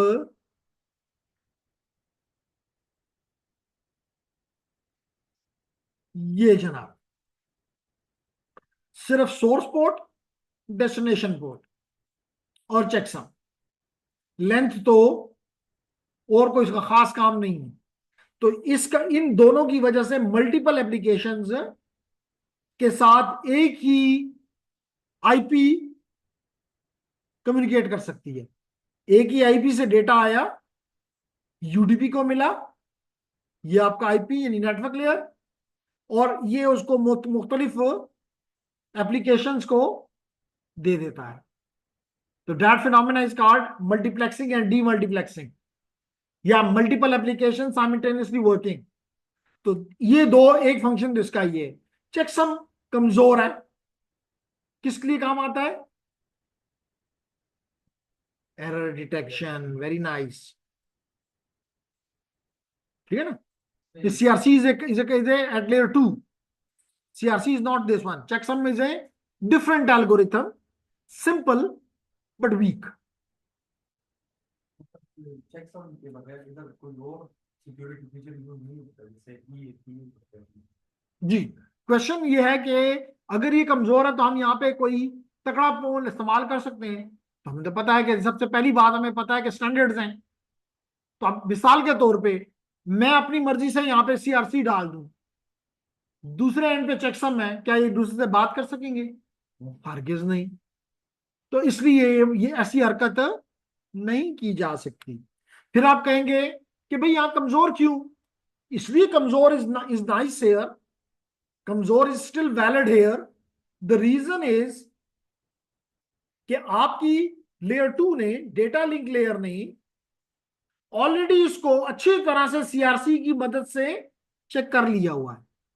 इसके बाद आपका आईपी लेयर आया, अगर IPv4 है तो यहां भी चेकसम होता है, हेडर चेकसम। अगर IPv6 है तो उन्होंने चेकसम हटा दिया है। उसके बाद आपका ये TCP और UDP आया।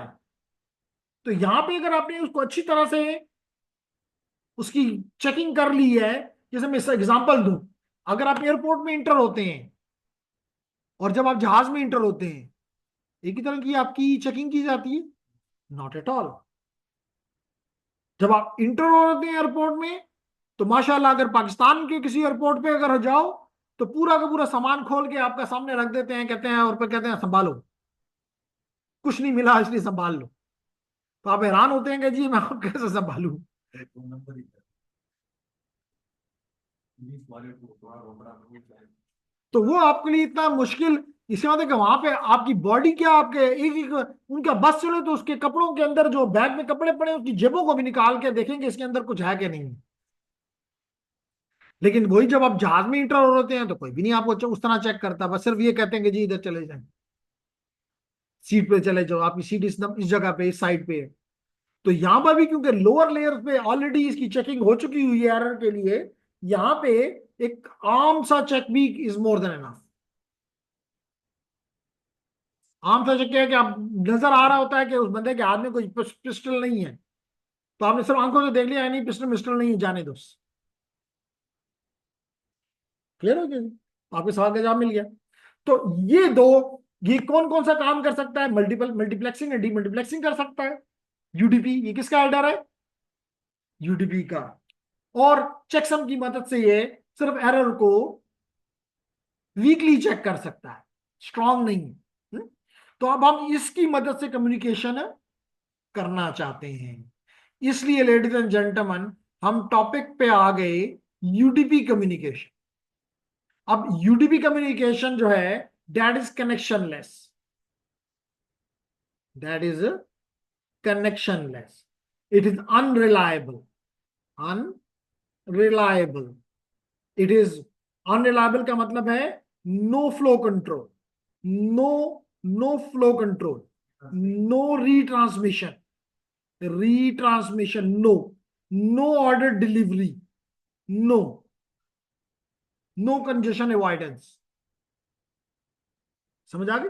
तो जेंटलमैन क्योंकि कनेक्शन लेस है, तो देखिए बस सिंपल, इसने अपना सेंडर ने अपना डेटा नेटवर्क पे गिरा दिया, कोई नहीं देखा कि रिसीवर है भी कि नहीं है, और अगर है तो विलिंग भी है कि नहीं है। ठीक है ना? जैसे मैंने अभी आपको कहा कि अगर आप मिसाल के तौर पे एक लेटर अपने चेयरमैन को डालना चाहें और उसका एड्रेस लिख दें, नाम लिख दें डॉक्टर नासिर जो उससे पहले थे, और उसका एड्रेस लिख दें जलोजई कैंपस, तो जलोजई कैंपस में तो कोई कंप्यूटर सिस्टम इंजीनियरिंग डिपार्टमेंट नहीं है, फिर वहां कोई डॉक्टर नासिर चेयरमैन नहीं है। लेकिन आपने डाल दिया आपका जीपीओ वाले यानी पोस्टल सर्विस वाले कभी नहीं कहेंगे ये क्या किया तुमने, हम पहले चेक करेंगे कि जी वहां पे ये है भी कि नहीं है। ठीक है? तो यही वो कह रहा है कि UDP does not establish any connection, UDP provides low overhead. Low overhead क्यों कह रहा हूं? क्योंकि जब आप टीसीपी इस्तेमाल करते हो तो हर सेगमेंट के साथ आप 20 बाइट्स ऐड कर रहे हो, और जब आप यूडीपी इस्तेमाल कर रहे हो तो इसका सिर्फ 8 बाइट है, आधे से भी कम। तो इसलिए वो कहता है कि इसमें, और लाजमी तौर पे हेडर ऑलवेज ओवरहेड होता है। क्लियर? तो ये वो कह रहा है कि UDP provides low overhead data transport because it has a small datagram header. जब आपको पता है कि जब आप टीसीपी यूज करते हो तो हम उस पार्ट को, उस पीडीयू को कहते हैं सेगमेंट, लेकिन जब हम यूडीपी इस्तेमाल करते हैं तो हम इसे कहते हैं डेटाग्राम। इसलिए इसने लफ्ज इस्तेमाल किया small datagram header. And no network management traffic. Network management traffic के मतलब अगर आप टीसीपी पे जाके देखो, दोबारा दिखाता हूं, तो उसमें पूरा ये टीसीपी के ये देख लो 6 बिट्स मौजूद थी कंट्रोल बिट्स की, जो कि यहां पे कोई नहीं थी। और ये 6 बिट्स क्या थी? ये urgent bit, acknowledgement bit, push bit, management कर रहे हो ना, पुश जल्दी भेजो, रीसेट कनेक्शन बंद कर दो, कनेक्शन बनाता हूं, कनेक्शन खत्म करता हूं। तो you are managing the connection. As in the UDP there is no such thing, तो it is a connectionless unmanaged, it is connectionless as well as no network traffic, network management traffic. समझ आ गई? तो यहां पे इसलिए कह रहा है कि UDP does not establish A connection before sending any data. Data भेजने से पहले कोई कनेक्शन बनाने की जरूरत नहीं है, बस भेज दो। अगर आपने सही सब कुछ किया तो अल्लाह पहुंचा देगा, और अगर नहीं सही किया तो बस गिर जाएगा, आपने गम नहीं करना। ट्रांसलेशन नहीं है, क्यों हम फिर भी उसमें खुश होते हैं? भाई बाद जगहों पे अगर वो कहते हैं ना, जस्टिस डिलेड क्या होता है, जस्टिस डिनाइड। तो अगर डिलेड में आपको बाद पैकेट मिल भी जाए तो बाद केस में वो आपके लिए काम के नहीं होते। जैसे एक बंदे को आप कैद करके 10 साल कैद में रख लें और 10 साल के बाद उसे कहेंगे जी आपने तो गुनाह नहीं किया था, आप बाहर निकल जाएं, तो उसके लिए 10 साल है, 365 × 10 है, 3600 दिन आपने उसको अंदर रख लिया और अब आप कहते हैं नहीं जी आपका कोई गुनाह नहीं था, आप बाहर चले जाएं। तो यहां पे भी बाद रियल टाइम ट्रैफिक में बाद वाला पैकेट हमें नहीं चाहिए होता, हम उसका वेट नहीं कर सकते, इसलिए हम कोई कनेक्शन नहीं बनाते और रियल टाइम में डिले नहीं बर्दाश्त करते। भेजो, नेटवर्क अच्छा है, बेस्ट एफर्ट है, पहुंच जाएगा। समझ आ गई? ओके, तो क्या कहता है जनाब, यूडीपी क्या, जिस तरह आपके पैकेट, मिसाल के तौर पे अवेश, हमारे सोर्स ने डेटा भेजा, डेटाग्राम 1 से लेकर, वहां पे सेगमेंट 1 कहता था, यहां पे क्या कह रहा हूं, डेटाग्राम 1। तो यहां क्यों, क्यों डेटाग्राम 1? क्योंकि यूडीपी इस्तेमाल हो रहा है। तो ये 6 मैंने भेजे, इसने डेटाग्राम 1 से लेके डेटाग्राम 6 तक 6 डेटाग्राम भेजे इस नेटवर्क पे, इस राउटर की तरफ, R1 की तरफ। लाजमी तौर पे ये यहाँ पे राउटिंग होगी, कुछ को मे भी इधर भेज दिया जाए, कुछ को इधर भेज दिया जाए, हो सकता है कुछ को इधर भेज दिया जाए, कुछ को इधर भेज दिया जाए। यहां भी पहुंचे तो हो सकता है कुछ को इधर भेज दिया जाए, कुछ को इधर भेज दिया जाए। क्लियर? इसकी वजह से यहां पहुंचने में देखें 1 2 तो पहुंचा, ऑर्डर है, 1 के बाद 2 है, लेकिन 1 2 के बाद 6 आ गया, 3 4 नहीं है। फिर उसके बाद चलें, हम एज्यूम करते हैं कि 3 मिसिंग है, 4 आ जाता, नहीं 5 आ गया, 6 आ गया, 4 आ गया है, 3 तो नजर ही नहीं आ रहा, इसके मतलब 3 तो कहीं यहीं पे रास्ते में ही कहीं गिर गया है। तो अब हमारे ये अनऑर्डर्ड जो डेटाग्राम्स हैं, यही एप्लीकेशन को दिए जाएंगे, अगर उसमें कोई सलाहियत है इनको ऑर्डर करने की तो कर ले, और अगर नहीं है तो बस इसको प्ले करें। तो यही वो कह रहा है, UDP does not track sequence number. Sequence number है ही नहीं तो ट्रैक कहां से करे? अभी आपको मैंने हेडर बताया, उसमें कोई सीक्वेंस नंबर नहीं है। फिर क्या कहता है, UDP has no way to reorder. No way क्यों? क्योंकि सीक्वेंस नंबर ही नहीं है, क्या ऑर्डर करूं मैं उसको? तो there is no way to reorder datagram into the transmission order. UDP simply assembles or reassembles the data in the order it has been received। जैसे यहां पे किस ऑर्डर में रिसीव हुआ, 1 2 6 6 5 4, उसी ऑर्डर में वो उसको को पकड़ के एप्लीकेशन को ऊपर दे देगा। जैसे मिला वैसे ही प्ले करो, वैसे ही प्रोसेस करो। ठीक है? ओके, तो क्या कहता है जी, UDP server process and request. तो अब मिसाल के तौर पे ये हमारा डीएनएस सर्वर है। सो और चले, ये डीएनएस सर्वर भी है और ये रेडियस सर्वर भी है, 2 सर्वर एप्लीकेशन इसके ऊपर इंस्टॉल्ड है। बताता हूं रेडियस क्या करता है। रेडियस ट्रिपल ए करता है। ट्रिपल ए क्या होता है? ट्रिपल ए क्या होता है?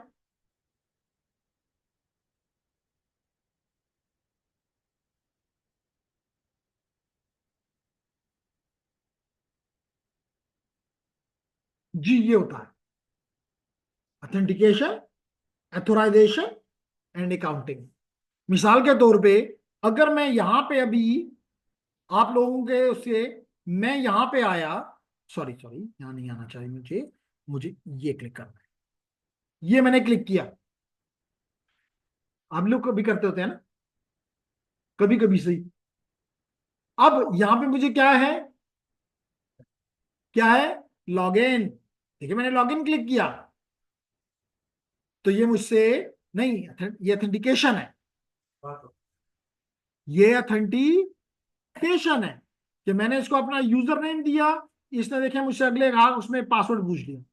जब ये दोनों मिल जाएंगे तो ये मैं ऑथेंटिकेट हो जाऊंगा। समझ आ गई? अब मिसाल के तौर पे यहां पे मैंने लॉग इन कर लिया, ऑथेंटिकेट तो हो गया। मिसाल के तौर पे अब मैं हूं और दूसरे एंड पे आ, चले अवेश है, मैं तो यहाँ पे क्रिएट करके नहीं, क्रिएट क्लास क्रिएट कर देता हूं। आप कर सकते हो? नो। आप एक स्टूडेंट इसमें ऐड कर सकते हो, एक कोर्स ऐड कर सकते हो? नहीं। तो मेरी अथॉरिटी अलग है, और इसका मतलब है कि जो ही मैं हुआ, मेरी कुछ पावर्स हैं जिनको मैं कर सकता हूं, तो दैट इज माय ऑथराइजेशन। समझ आ गई ना? तो इसका मतलब है कि जब भी मैं यहां से कोई रिक्वेस्ट भेजता हूं, तो मेरी रिक्वेस्ट इस रेडियस सर्वर के पास जाती है, और यहां पे मुझे ऑथेंटिकेट किया जाता है। यहां पे मुझे सिस्को का रेडियस सर्वर है फॉर एग्जांपल। अब क्लियर हो गया? तो अब देखें जी, ये रेडियस भी और डीएनएस भी यूज करता है यूडीपी। डीएनएस यूज करता है पोर्ट नंबर इसकी 53। कौन सी पोर्ट? 53। और रेडियस सर्वर यूज करता है पोर्ट नंबर 1812। कौन सी पोर्ट है? 1812। तो लेडीज एंड जेंटलमैन, इसने अपना एक सोर्स पोर्ट, इसका अपना आईपी तो है, तो इसका मतलब सोर्स आईपी है, इसको इसका आईपी पता है, तो इसका मतलब डेस्टिनेशन आईपी, और अगर नहीं पता तो इसका यूआरएल से ये आईपी मिल सकता है। फिर इसको अपनी पोर्ट, कोई भी रैंडम पोर्ट ले लेगा, एफिमिरल पोर्ट ले लेगा, टेम्पररी पोर्ट ले लेगा, मिसाल के तौर पर 50,000। तो इसने अपनी सोर्स पोर्ट ले ली, और इसकी पोर्ट क्या ले ली? स्टैंडर्ड में है डेस्टिनेशन पोर्ट जो है फॉर डीएनएस इज 53। समझ आ गई? इसी तरह इधर से क्या होगा, यहां भी इसका अपना आईपी तो है, सोर्स आईपी, इसको इस रेडियस सर्वर का भी आईपी पता है, डेस्टिनेशन आईपी। इसे अपना पोर्ट नंबर कुछ भी ले सकता है, लेकिन डेस्टिनेशन का port number D port will be 1812। 1812। तो यही वो कह रहा है, UDP based servers applications are assigned well known और रजिस्टर्ड पोर्ट। ये 53 is a well known port, और 1812 is a registered port. Very nice. ठीक है। कहता है UDP receives the datagram destined to one of these port, it forward the application data to the appropriate application based upon the port। यानी इसके बाद ये दो रिक्वेस्टें पहुंची हैं, एक ये पोर्ट 53 पे भेज देगा, और उसके वहां पे डीएनएस सुन रहा होगा, और दूसरी ये 1812 पे इसको रिक्वेस्ट आएगी, तो ये पोर्ट नंबर 1812 को दे देगा जहां पे रेडियस सुन रहा होगा। क्लियर?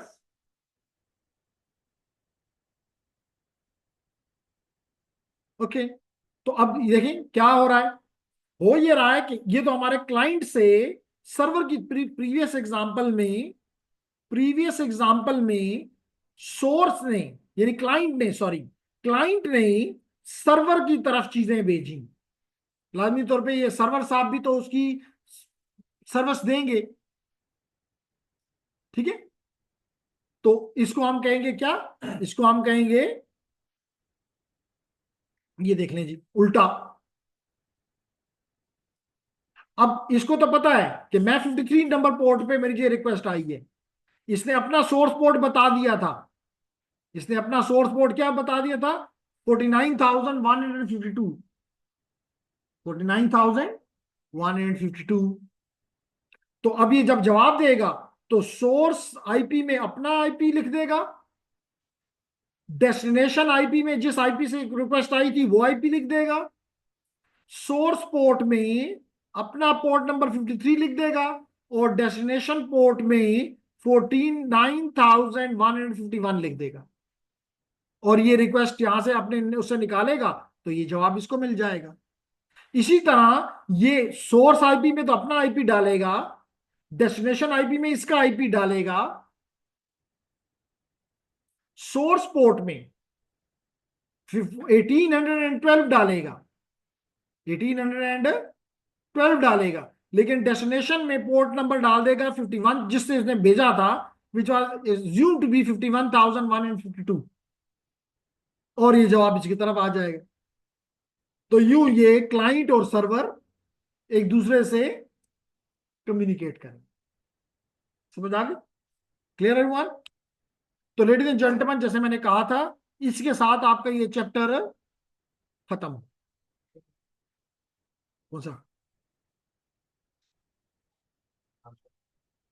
बिल्कुल कर सकते हैं, बड़ा आसानी से कर सकते हैं।